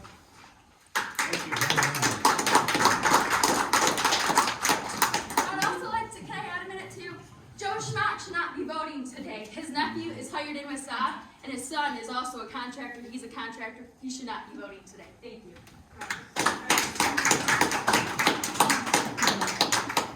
Wayne? You have your hand up? Like Ted, thanks, thank board. Can't remember what I was gonna say now, but I don't know if I'm here to listen to a presentation from Saab putting in an ammunition thing, or if we're here to protect the Saab River. As what Saab has said, they're not even near the river, so most of these people that bought property in Grayling paid half the price they would have anywhere else. Guess what? Because of the military that's been here for over 100 years. Okay? When you bought a place here, it was probably half the price. It wasn't Gaylord, Kalkaska, anywhere else. And then complain about the military? That, to me, I swear I'm at a Save the Saab River meeting. I don't know where a lot of this has to do with. Saab already said they're not even near the Saab River. Has anybody, maybe the fire chief can tell us this, does anybody know what the most hazardous thing is? Check GP out. They're bringing in tank fulls of glues that could wipe this whole town out. Okay? Georgia Pacific. So, and liquid transport. I know somebody there, he used to transport, rest in peace, because he was around it so much. He said he would haul stuff through this town that if you got one whiff of it, it would put you under. So, thanks, thank board.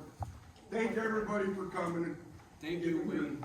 Congratulations on beating cancer. Thank you.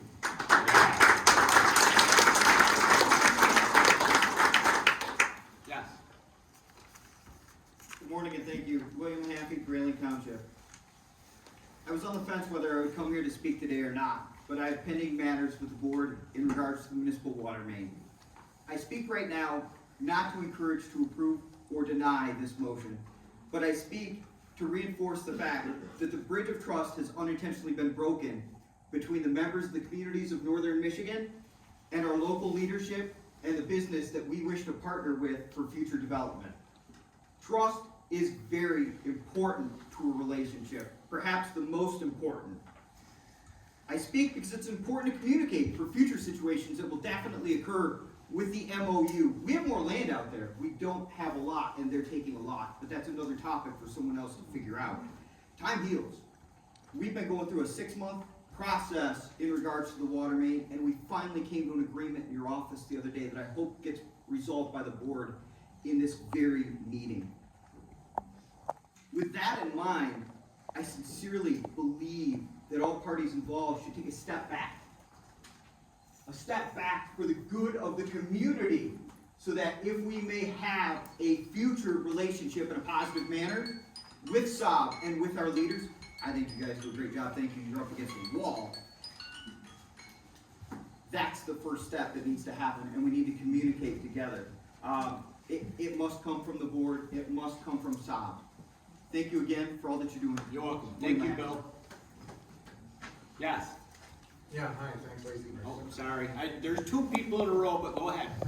Okay, thank you. Name? Yeah, Jim Hawley, representing the Saab River Property Owners Alliance, and just to start, my wife and I, Barbie, moved up here in 2020 after owning a property for a couple of years. We decided to kind of semi-retire here. We're not really ever going to probably retire. But we came here for the reasons others have expressed, the beauty, the nature, we're outdoors people, and we just love the environment. We've made more friends here in a short period of time than anywhere we've ever lived, which is kind of interesting. And we just love it here for all the reasons that a lot have spoken of. The Property Owners Alliance has about 300 member households, representing over 1,000 household members that, friends and family that live in those properties. And I think another number was brought up, the number I know is, that I understand is 25% of the property owners, 25% of the taxes, property taxes come from the river property owners. in the county, so it's a significant group. And whether you're a member or not, we represent you. We plant trees, we do the purple stripe remediation, we're working on the PFAS thing. And we oppose the Saab expansion for two reasons. One, more pollution, which, you know, anytime you fire anything into the ranges, as Todd said, it just creates more pollution. And then secondly is this idea of opening the floodgates for the military industrial complex, especially munitions, to set up shop here. And we think that's just a bad precedent that's gonna bite us down the road. Thank you for your comment. All right, thanks, Lisa. Yes. Matt Lopazine, Grayling Township. Just want to express our support from our family for Saab and to the point of the families, the businesses, and the jobs. There's hundreds and hundreds and hundreds of people in this town that have young families that rely on Grayling for their well-being, their income, their livelihood. And I think the strength of having a diverse economy and having what we have currently already at 4 Mile now will reinforce the ability for us to have management of the river and the resources. We don't want a bigger Grayling. We want a stronger Grayling that's going to be able to hold people accountable long-term and give young families the opportunity to go through our great schools, live here, have families here, and later become champions of the environment here in Grayling.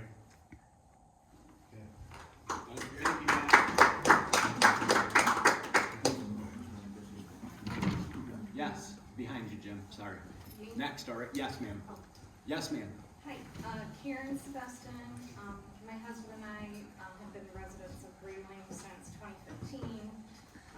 The reason I came here, my dad used to bring us when I was really young to go fishing on the Saab and staying in the little cabin, so I have roots here. And we are here to fight for the Saab River because what Saab is going to manufacture is a toxic product. And it's dangerous. If there's a bunker explosion, and we already know they're gonna be testing it on state land, you don't have to be a scientist to realize that this is gonna have an environmental impact. Those chemicals go into the soil, they migrate through to the groundwater and into our streams. It's toxic to humans, plants, animals, and the fish that you eat. So yes, we are here fighting for the Saab River because it can't fight for itself. It's up to you guys to take care of our beautiful, pristine area. Thank you.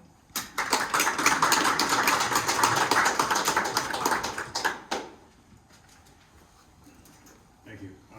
My name is Jim Knight. I'm from Grayling Township. This is from the Michigan Township Association, and I'm addressing the board. They recommend, as an elected board member, we ethically should follow a code of conduct. A board member has stepped forward and became a spokesperson for Grayling Township and Saab. Since September, this individual's family member was hired by Saab. This is now an agenda item. To many, this is a clear conflict of interest pertaining to the accountability of an elected position. Ethically, this is wrong. He needs to recuse himself from any vote potentially moving the Saab project forward. This is a clear conflict of interest. It's certainly in the eyes of your constituents. As elected officials, we have sworn to the Constitution and to the people we represent. Saab did not vote you in. The people of Grayling Township did. Recuse yourself. If not, the integrity of your elected position and this board is in question. One last comment from Grayling Township, your neighbor. We want to see less explosions, not more. Thank you.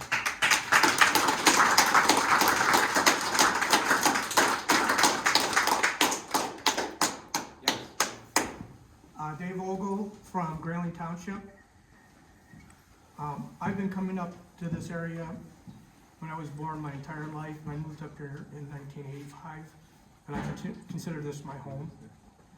I would like to ask the board to postpone their decision for today for the reason of letting more information come out to the community and and understand exactly correct information that's coming out, and it's good information for the whole community.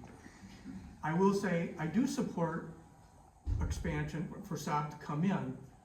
One of my biggest concerns is us giving away tax incentives that we're not giving up anything. That was my biggest concern, and you're answering that. So we're gonna get school tax from this company, and I can only speak for Grayling Township, sir. Okay. Hold on a second. I apologize. I responded to this gentleman with a head shake. It was not my intention to respond to him, so there will be no further response from me. You still have some time. Thank you. Okay. All right. So I guess my concern is with the state of Michigan and Lansing. Okay, are they gonna ruin our tax base, which provides services for our community? That's my main concern at this point. So again, I would like to ask you to postpone this so that we can get further information. Thank you. Thank you. Yes. Yes, Jim Montine, I'm a resident of Grayling Township, formerly of Frederick. My take on this is, there's an FOIA request that is long overdue, and it's 9,500 pages regarding this transaction. And no matter what happens, no matter what vote, we're gonna end up in court. And I think it's the duty of the board to have all the information, not rush to judgment, not ignore these 9,500 pages. You gotta read it, you gotta look at it. And it may be pro-Saab, it may be anti-Saab, but you gotta read it, but to make an informed judgment. And secondly, you can't have a board member voting on this matter when he has relatives employed. That's it. Thank you.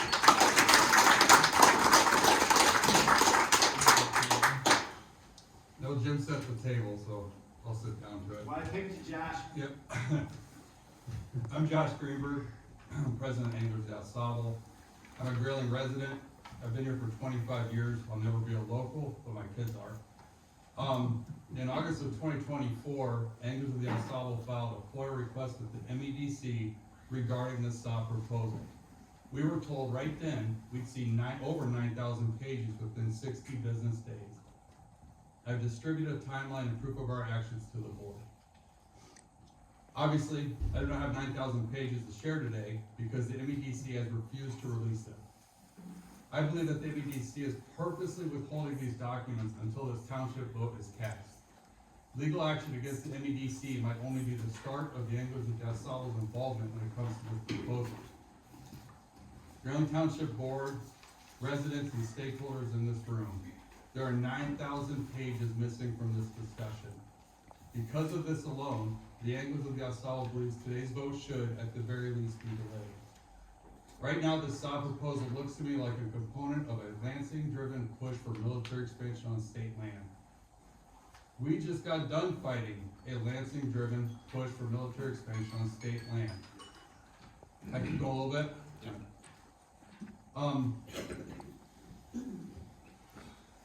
15 seconds. Thank you. Is this Saab plant and the many unknowns surrounding it and its future plans the best fit for Grayling and our natural resources, or just a convenient and cheap option for Saab? Do you on the township board trust this Lansing-driven process, the one that requires hiding 9,000 pages of information that is behind this proposal? This community needs answers to questions, not approvals of proposals. Anything less than that is a victory for the MEDC and our state government, but not for Grayling. Thank you.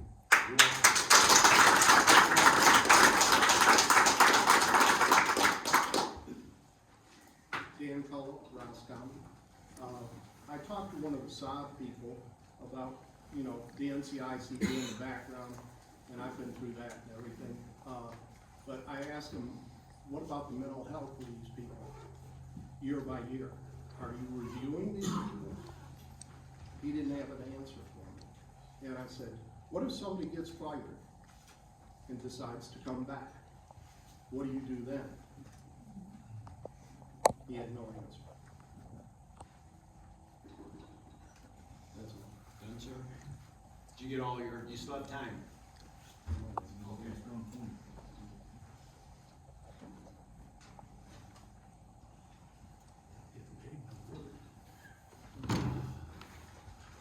Yes.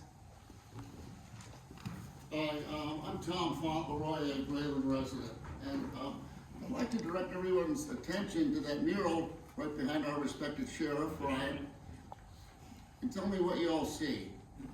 28 different animals. And then, maybe to this quilt over here where we see a little bit of Camp Grayling in the upper right, but then all the outdoor activities that we enjoy. Where's Grayling headed? Do we want to be a weapons testing town? Or do we want to support recreation and clean development that will bring us jobs without pollution? Where are we headed, Grayling? That's a bigger issue. What if GM wants to come here and put in a plant and give 1,200 jobs? Do we want it? Or do we say that's not really what we're after around here? So this is what we've got to consider. All the rest of this is nuts and bolts that really doesn't address the bigger philosophical issue of what we're leaving to future generations and to ourselves. Thank you.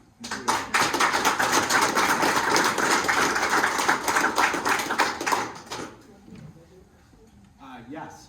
Hey, Glenn Price, local, I grew up here, I left for a little bit, and I came back. Everybody on this board in this room has a decision to make, but two things that I learned while I was gone. One, there are rivers in every state, in every country in the world. And two, if there is a decision that you have to make, and at the end of that decision, there is a heartbeat. And this decision, at the end of it, is the heartbeat of the American soldier. And you're defending a river in front of that. That's all I have to say.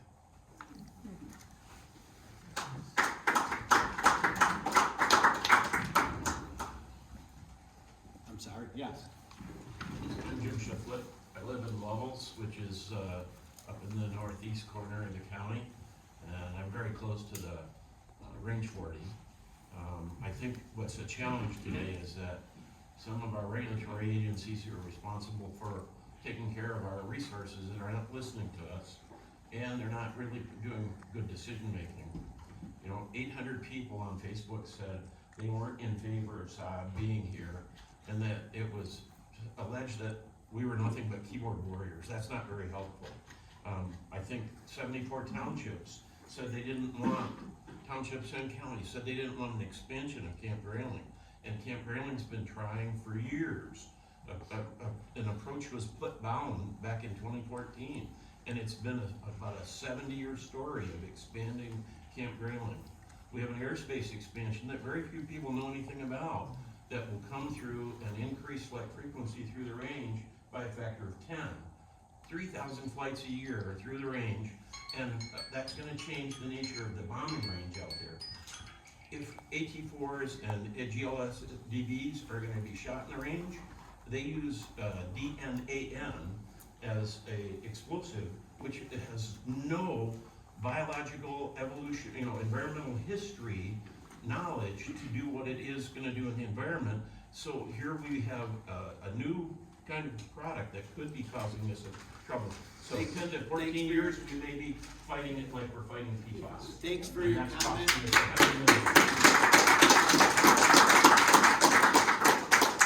Jim, can you say the name of that chemical in the... DNAN, and it was in the white paper on explosives, and it was said in that specific paper. I didn't catch the name of it. It doesn't have any environmental lifespan knowledge to be shared. And Dr. Jones from Michigan State University said the exact same thing. That there's no real knowledge how it affects the environment. Thank you, Jim. Thank you. Yes. Yeah, that's a different subject. I didn't get to it the last time. You don't get to go again. I'm sorry, Todd. Well, you stopped. You said My different mistake. subject. My mistake. I just said that in the statements at the beginning. My mistake. I picked you. Well, I just Everybody, wrote that- just give me 1 second. Joe should Todd. be on the board, or he should recuse himself from. Okay, is that from- is Yeah. that what you're talking? Yeah. Okay, thank you. I wanted to say that first time around. but I interrupted you, I messed that up. Todd, 10 seconds, go ahead and make your statements, everybody can hear it. I think because that interrupted you. Joe has been unethical about this, and his vote should be recused. Conflict of interest. Thank you, Todd. Yes. Hi, my name's John Colson. I am a Grayling Township resident with my wife. There are a lot of different points of view being expressed here. I think that my concern is that there is a great deal of divisiveness, and we're not really talking about Saab, we're talking about the direction of our township and our town. I think for that reason that Colin Hunter spoke eloquently to that at the CCEDP meeting, talking about following procedure.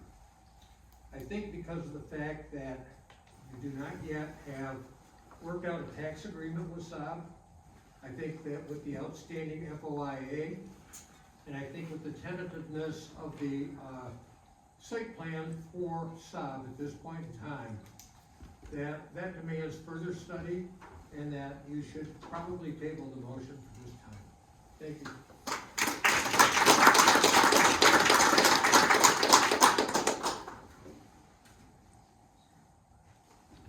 Next.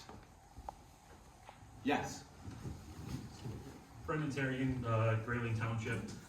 One thing that we haven't really discussed, we've gone back and forth with a bunch of different things, but what are the optics of this on a local, state, and national level? We've already discussed board members having conflicts of interest, and if we go forward with this vote, what does that say to your constituents here, to the state, on a national level? And then also, if Saab is willing to be hiring family members of board members, what does that say about Saab and what they're willing to do to get what they want? That's all I have. Thank you.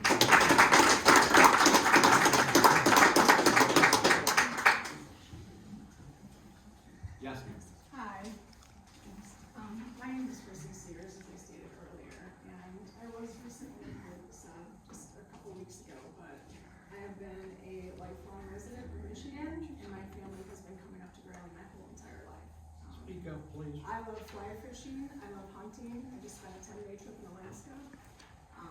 If I thought for 1 second that this company was here to jeopardize any of that, I wouldn't be standing here today. And I also come from a lifelong family of military members. My father was a United States Marine who fought for our country in order to make it possible for me to do those things. So I stand here today just asking you to strongly consider.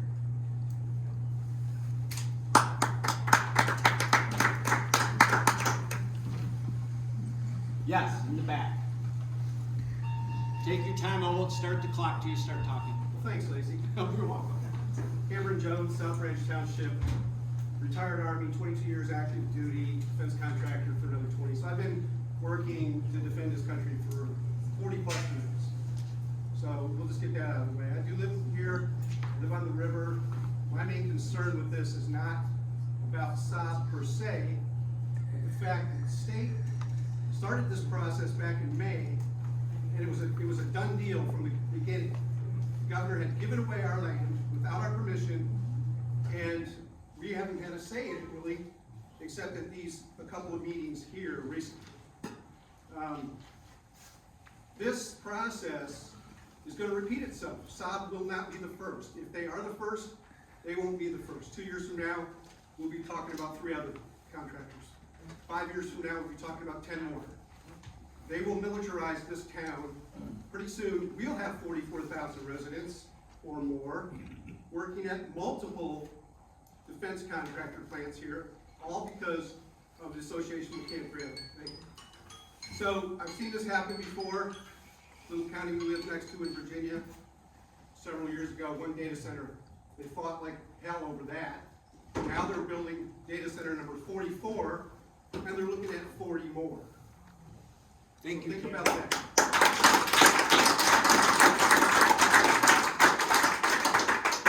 And think about the river that can't support all of that.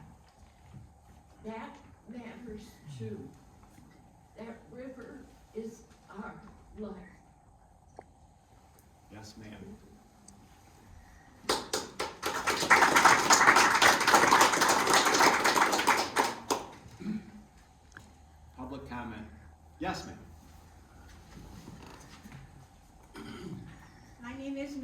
Kate Lau. I'm here today with my husband, Jed.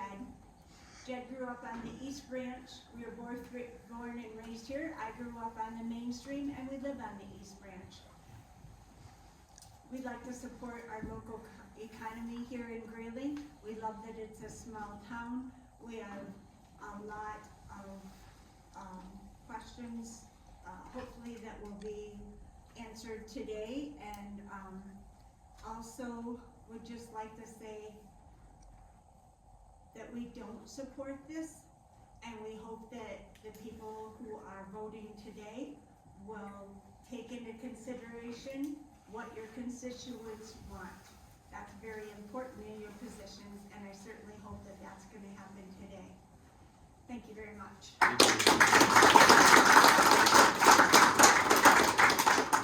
Yes. Jerry Coyne, I own property in Breeder Creek Township and here in Grayling Township. I own the radio stations in town with my wife Cheryl.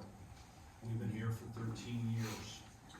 And the biggest issue that we hear from business owners in this community is the lack of qualified people to work. Now, we're talking about adding 70 jobs with this project, but as somebody else pointed out, you're talking about families and homes. Every time I talk to a business owner or educator, the biggest worry is that our kids leave, they go to Chicago, they go to Detroit, they go to Grand Rapids, and they never come back, or they're gonna come back when you guys want them to be on the river when they're in their 50s and their 60s. And what is that town gonna look, what is this town gonna look like then? It's gonna look like Houghton Lake. Been to Houghton Lake lately? Not a lot of business, a lot of closed up homes. You need a tax base, you need a commerce base to keep a village, a city like Grayling thriving. That's my look at it from the 12 years that I've been here and all the complaints that we hear on a daily basis.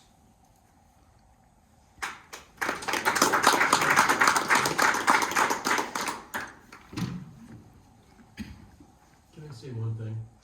I've already had your comment, and I give you extra time, Jim. Well, you did it the other day, we had a secondary comment. That is different, or different meeting, I was not in charge of that, that's different. Yes, I you just already want to had your. identify that my wife spoke, Lacey. Yes, ma'am. Yes, sir. Grayling Township. I wrote that down, I know. Okay. Yes, Your yes. father I was not gonna make her go through that your process, father I was appreciate her. Thank you. At the affair. Yes, sir. Yes. Scott Holm, Grayling here, but my big thing was, can Grayling support the Saab plant coming in? It's gonna tax the fire department. They possibly may need new equipment. Where's that come from? Does it come from our taxes? Or is Saab willing to step in and say, listen, when fighting with this kind of issues, we're gonna need this equipment, we're willing to gift it to you, train you on it, whatever. You know, it's gonna go all the way to public works. I mean, it's gonna cost us more in public works. I realize you have a tax base coming in, but, you know, is it a fair trade-off? So is Grayling ready to support Saab? Is a big thing, you know, money-wise. It's gonna expand our roads, you know, taking care of clearing things, and medical response stuff. Okay. Your name, sir? Scott Holm. Thank you. And where do you live? Thank you. Grayling. Grant. Thank you. Yes, sir, in the back. Yeah, I'm just wondering, why do they pick Michigan where the main aquifers are at, rather than sending something like this out to New Mexico in the desert? Your name, sir, you didn't state. Dan Cullup. Okay. Roscommon. He already spoke. Did he? Yes. Okay. Anybody who didn't get a chance to speak that would like to speak? Going once? I'm sorry. Oh. Sean Crash, retired military, combat veteran. I'm thankful for the defense industry, and I'm proud to stand here today because of it. Good, bad, or indifferent. It's a necessary evil. Call it what you want. There's a lot of other military personnel in here. We send your kids outside the wire, and it's because of the defense industry that they come back, and then they come home. That's all I want you to think about. If it wasn't for the R&D and the check-in and recheck-in and the testing of military equipment, you wouldn't be sitting here flying the flag that we're flying right now. That's all I'm gonna say.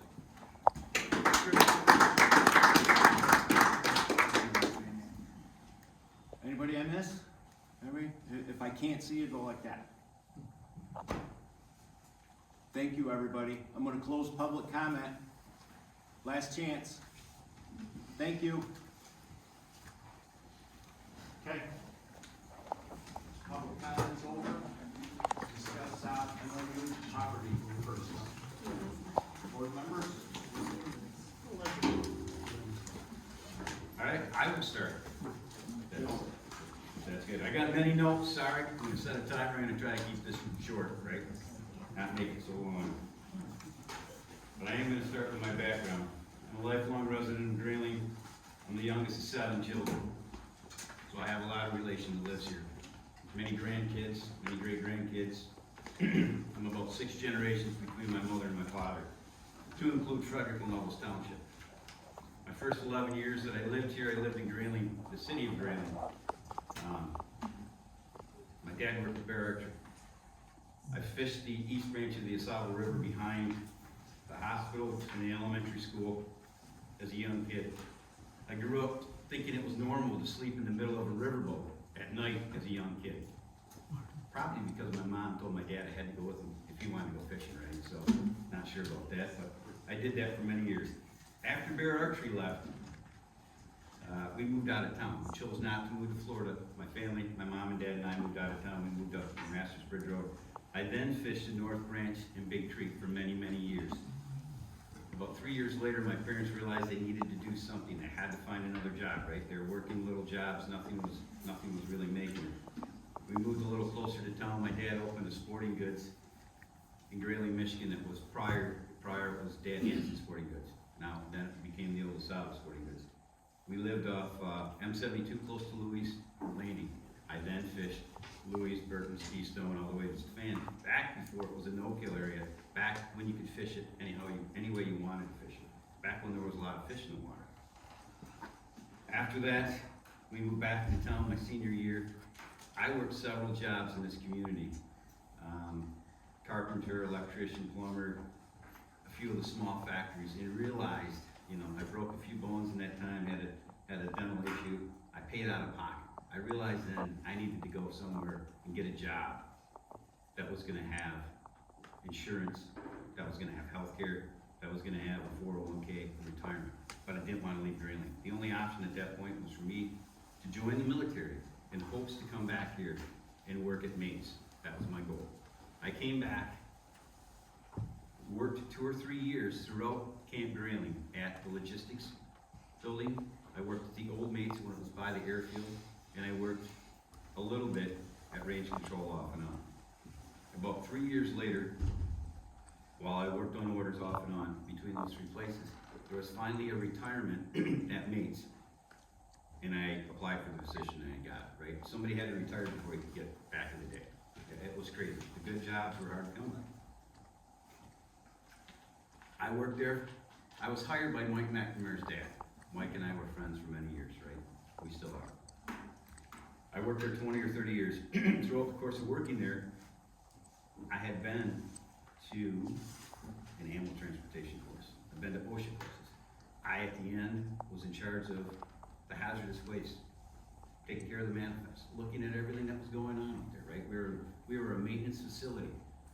If there was an environmental hazard, we had a lot of chemicals, we had a lot of stuff. There was no environmental hazards, but the stuff that we had around there could have produced one, and it didn't, that we know of. I retired out of the military in 2016. I moved on to my next position. I would like to say that seeing Bear Archery leave here in 1978, granted I was only 11 years old, I seen the effects of a good paying job, a good job, right? It housed most of Grayling. Most of the people worked there back in the day. All of our parents that lived around here, they all worked there. When it left, they had to make choices, right? And going from a family that had an income of 50 or 60,000 to a family that had an income of 20,000, that was a big change, right? When you have a lot of kids. So I understand the need for some financial support, right? To make sure you have a good job, to make sure you have other things. I understand not having insurance. As I looked at all of these questions, right, I heard all your questions, I tried to write them down as much as I could. My notes suck, right? So I'm gonna try to read them the best I can. As far as the FOIA that's going on right now, my take on that is, I'm with you, right? I am absolutely, I won't say a bad word, I'm upset with how this process started, right? It's not a fault of Saab's, it's the fault of the MEDC, it's the fault of the governor's office, right? They did it. These guys didn't do it, they did it. They're catching the heat for it, but they didn't do it. So I agree with that FOIA. We're gonna wait for years for that, right? That's just my take on it. It's gonna be forever. It's not gonna happen overnight. As far as the fight, somebody made the comment up here that Saab can't fight for itself, right? I agree 100%. By saying that, I spend a lot of time still fishing and hunting, not as much as I used to by any means, hopefully more in the near future when I retire. So I am very concerned with the river. I live on the east branch of the Saab River and have been for 33 years. So what happens at Range 40 is a big concern of mine, right?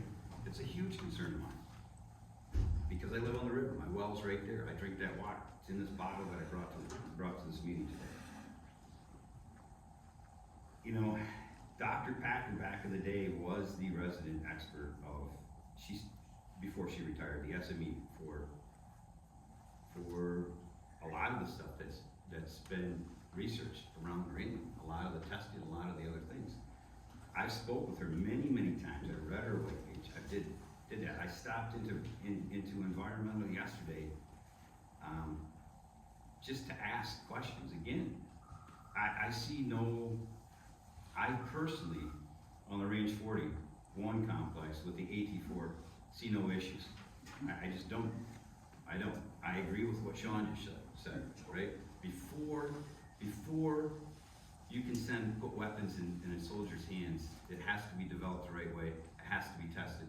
So when it's used in war, it is used the right way.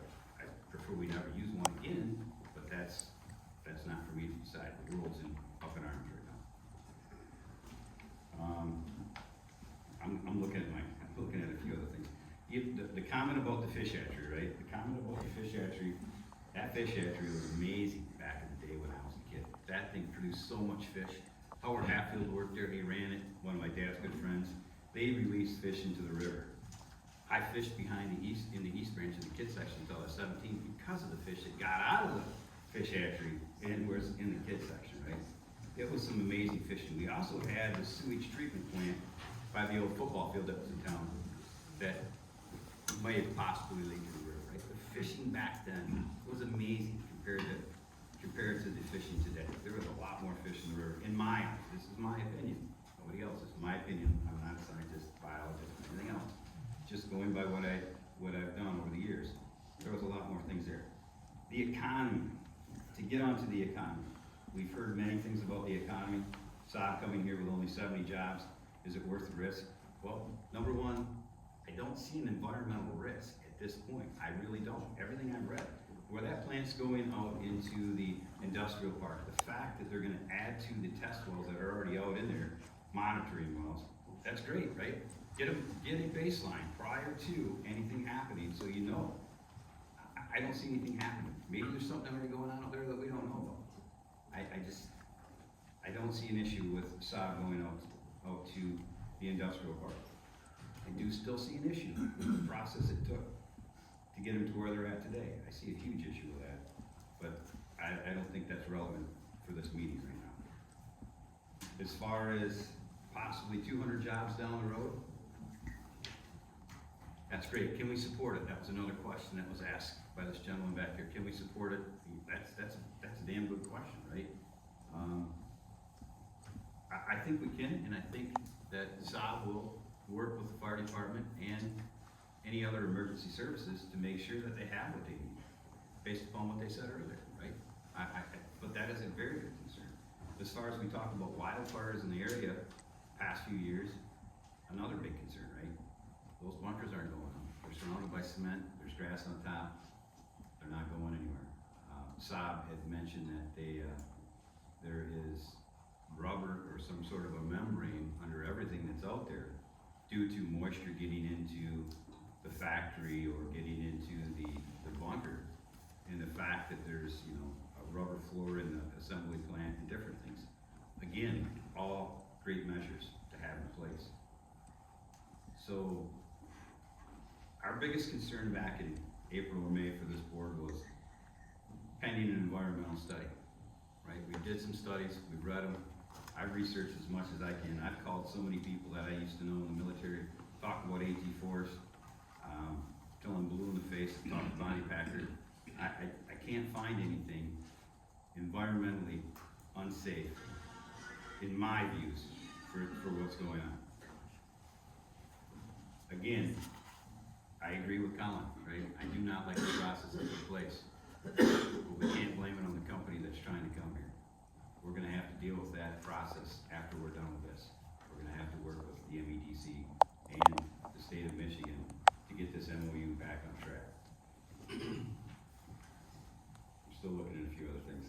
You know, as a couple of business owners talk about families coming here so they can have, you know, I'm assuming, again, he's going on, I'm assuming he's talking to work some of these, you know, younger kids going out, working at restaurants, working at different things. That's what I was assuming he was talking. You didn't say the clock for 45 minutes, did you? Nope. You need to excuse yourself from the vote. So, and oh yeah, Todd just asked me, am I gonna excuse myself from the vote? I'm not. And the reason. Wow. Let me explain the reason. Right? The reason I'm not excusing myself from the vote, my nephew and I haven't talked for a good year or two. I didn't know he was hired at Saab. I had no idea. Saab didn't know he was my nephew. I started this process back in August when Lacey asked me if I could start going to the meetings with him because the PFOS stuff was taking up so much of his time, he needed somebody else to go there and report back to him. I said, yes, I will do that. I had no idea about the other stuff, so I'm not reclusing myself. I am elected as a township trustee to support those community members, and there's a lot of community members that are not here. Will you also work on the ranges? I am not. He's a contractor for the Defense Department. How is that not a conflict of interest? Thank you.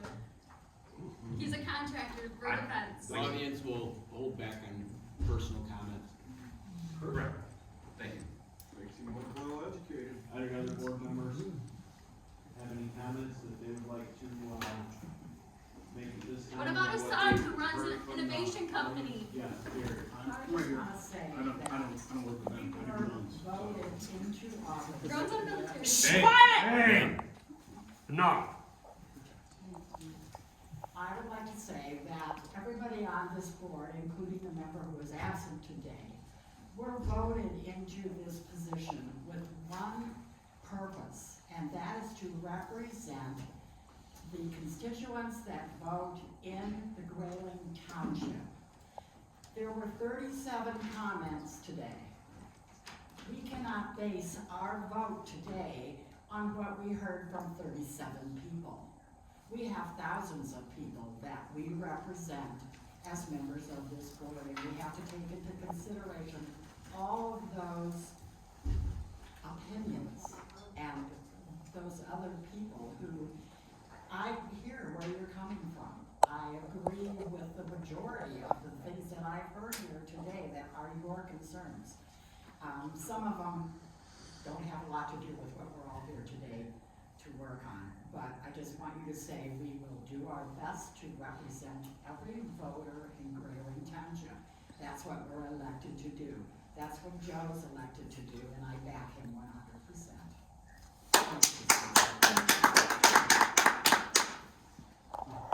Yes, Shannon.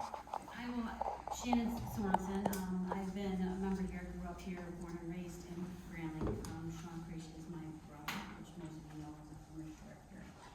I will tell you that I have read every single email, every single letter, the reports, and everything that has came across our desk because we are doing our due diligence for you. Now, I don't have any economic gain here, but my economic gain is to make sure that this area and this community prospers, right? We have restaurants closing downtown that cannot stay open because we cannot support them. So when I look at this big picture, I look at it as, okay, what is my due diligence as a trustee, as a member of this community that was raised here, went to school here, prior military. I have got, my dad was retired military, my brother's retired military. I've got embedded into this community. Grayling High School graduate, with Joe, with Mike McNamara. You're not gonna find anybody that isn't more invested in this community than this board, that's trying to take into consideration what everybody is saying in this community. We are doing our due diligence. I'm not satisfied with how the MED has responded, but we are tasked with something today, not something that's behind us, that we're not gonna, or in front of us, that we're not gonna be able to address. We may not see that, and we need to make our decision today. So, I was fortunate to be able to come back to Grayling to live. I was in Grand Rapids for almost 30 years, so I got to come back. I was one of those that were lucky. As your trustee, I am telling you from my heart, I'm speaking, that I have gone through every single thing that you have sent us, so I can make a good decision. Thank you, Shannon. Anybody else on the board before I do my part? I would like one more, just go ahead. Diane, Brenda? No? Joe, one more quick comment. So I'm still very involved in this community, right? I go to basketball games, football games, and I go several Christmas parties. The amount of people I hang out with or I see is huge, thousands, right? 1,000. My friend group is not small. I talk to many people at many different ages, all the way up to people, our neighbors that are in their 90s, right? So I've spoke to many people, and as Shannon has said, right? They didn't come here today. They don't want to be in this kind of an environment. Is basically what they said. I'll round it up that way. They don't want to be in this type of an environment.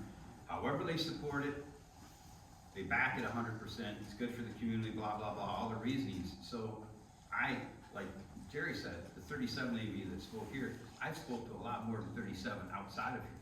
Probably hundreds, if not more, that are in support of this, right? So just because somebody doesn't come to a meeting doesn't mean, it goes both ways. Just because somebody doesn't come to a meeting that lives here, doesn't mean that their vote doesn't, or their opinion doesn't matter.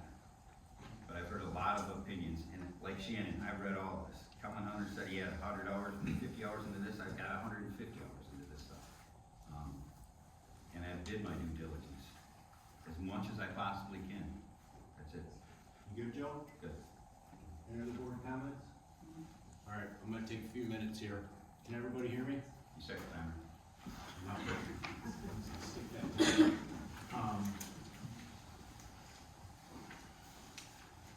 When this process started, I've been attacked on social media, so my first part of my,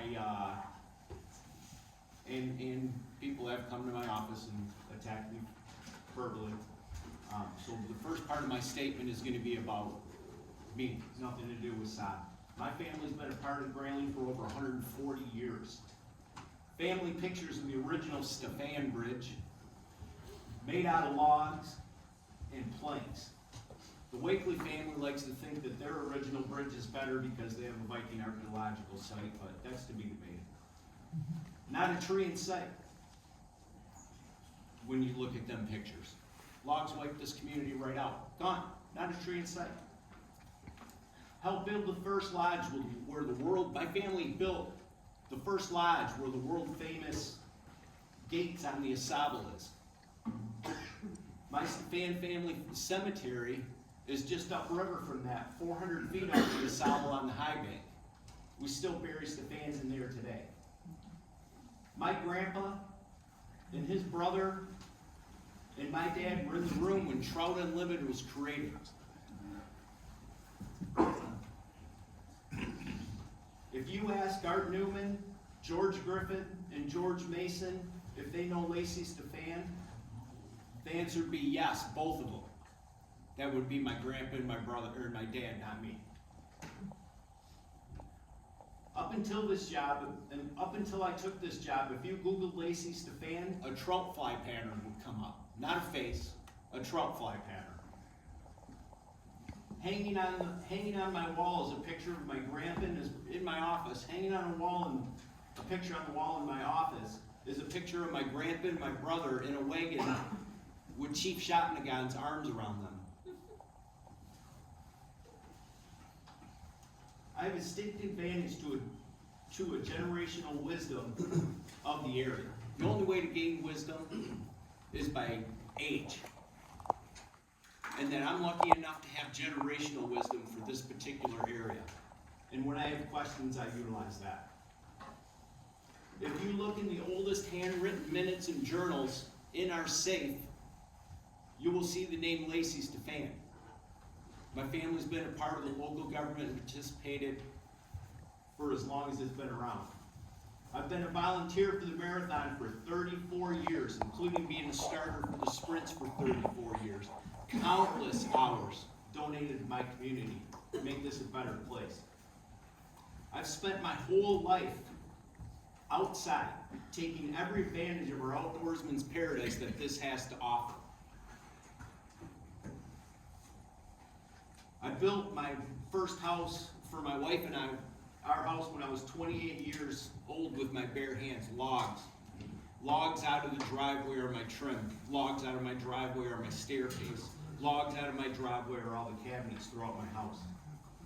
When I was 28 years old, I framed 52 houses in 1 year for the company that I worked for. I've built thousands of houses throughout the whole community, throughout all of northern Michigan. I served, when I was in my 20s, I was a trustee on the township board. I've served on the ZBA. I was the chair of the utility authority when the Beaver Creek Grayling Township Utility Authority was going after the grants and awarded the grants and created the municipal water source out there on 4 Mile Road that's now going to be our savior because of outside sources contaminating our drinking water.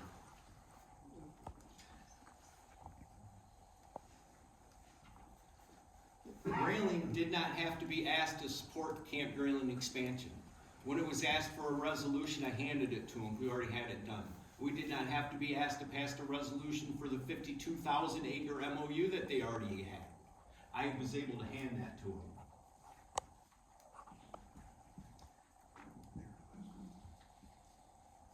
I created a team to find a solution to the PFAS problem. We've been successful. Grayling Township has received $52.5 million in forgivable grants to date, and we keep applying for more. It took years to get to the point to be able to apply for these kind of grants. You don't just get to go ask for a grant. You have to have studies. You have to show the infrastructure. You have to be able to prove that if they give you the grant money that you will be able to create what you're asking for. And we have done that. Never in the history of my family being part of Grayling as a state of Michigan, specifically the DNR, ever been a friend to us or our way of life. And most of the time they've been our enemy. I know that. They know that. Because sitting in this position, I get to tell that to them to their face. I'm gonna take off that hat, and I'm going to put on my township hat. Oh, sorry, that's my favorite hat. Here, make sure you get a close-up of that one. Detroit Lions, go Lions. Saab's proposal to build a state-of-the-art munitions assembly facility in our community promises significant economic growth, giving positive impact on Grayling. The payroll generated by Saab will directly benefit our economy, support local business, and create more opportunities for local entrepreneurs and suppliers. Grayling benefits from the opportunities this new facility brings. Saab's commitment to working with local institutions, including Curling Community College, Crawford DeSalvo Schools, becoming a major canoe race sponsor, Trout Unlimited cleanup and funding sources for our river restoration projects, and Michigan Works will benefit our community. This opportunity allows our children to work and play here in northern Michigan. Saab's dedication to being a positive community partner has been evident through its engagement efforts with anybody willing to meet with them. Saab has made clear their commitment to responsible environmental practices, ensuring that the facility will have no impact on Grayling's natural resources. I am confident that Saab will meet stringent safety and environmental standards, protecting our community and its surroundings. Lot acceptance testing will occur within the confines of Camp Grayling, where the appropriate explosive safety for this type of munitions exists. Any assembled lots that do not meet specifications will have disassembly elsewhere in the United States. Importantly, for a region like ours that is renowned for its natural beauty, Saab has demonstrated that they have a proven track record of responsible assembly practices. Grayling Township has provided multiple reports documenting that its proposed facility will have no impact to our land or waters. Grayling Township is confident the facility's operations will meet stringent environmental standards, ensuring that our natural resources remain protected for future generations, which will bring lasting economic benefits and strengthen Grayling for future generations. Grayling Township has been one of the places where our military has been able to train our military forces so they have the tools necessary to come home alive while defending our nation. Saab's new assembly plant will be a tremendous asset to our nation's armed forces while providing families new employment opportunities for our children and future generations. The shoulder-fired AT-4 and the weapons it replaced have been fired at Camp Grayling since World War II. Saab will expand our local tax base that supports our schools, sheriffs, and fire departments that keep us safe. I've heard the concerns expressed by some members of our community over potential threats to our environment, protecting the special character of our Northern Michigan way of life. Saab's presence in Grayling will not pose a threat to our precious natural resources or our tourism and outdoor paradise, or the tourism and the outdoorsman's paradise that we all love. Tourism and outdoor recreation will always be the bread and butter of Grayling. We also need a delicate balance of recession-proof jobs of the kind that Saab brings to the table. Let me assure you, if Saab's assembly plant posed any threat to our air, land, or water, or if it would damage our way of life, I would be the first one to oppose it. In Grayling, we're fortunate to have strong pillars with Munson Hospital, Curlin Community College, award-winning schools, an industrial presence with the Ruco in Weyerhaeuser, to name just a few. Saab will also become a strong pillar as the defense industry has remained a resilient industry for decades, proving above average paying jobs will directly impact our community for the future. With higher employment levels, we can see more investment in housing, education, and infrastructure as families put down roots. Because of this industry, the Crawford County Road Commission is able to apply for funding to construct and reconstruct approximately 4.9 miles of industrial drive. Funding opportunities like this don't come to this area very often. Stoops Trucking has committed the matching funds required for the reconstruction of the existing industrial drive that they're going to have to spend to have the industrial drive extended to their property. Everybody who's been up and down I-75, you'll see that clearing there by the rest area. That's Stoops Trucking, sales and service. They're a Daimler Chrysler dealer, and they were going to have to pay for all the infrastructure and the roads to be to their site. They are going to give us that money that they were going to have to use to that. They're going to give that to the Crawford County Road Commission as the matching funds, so that our taxpayers are not burdened with that fee. Because of Crawford County tax money. Because of that, Crawford County tax money will not have to be used for the matching grants on industrial drive. That's the end of my statement.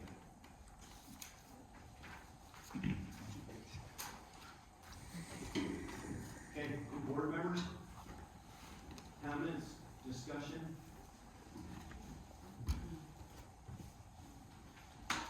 Time, anybody like to make a motion for approve or disapprove of the Saab MOU property purchase? I'll make a motion that we, Approve, disapprove? I make a motion that we approve. Okay, I'll do we have a second? I'll second. Thank you. We have a motion on the floor. Is there any further discussion?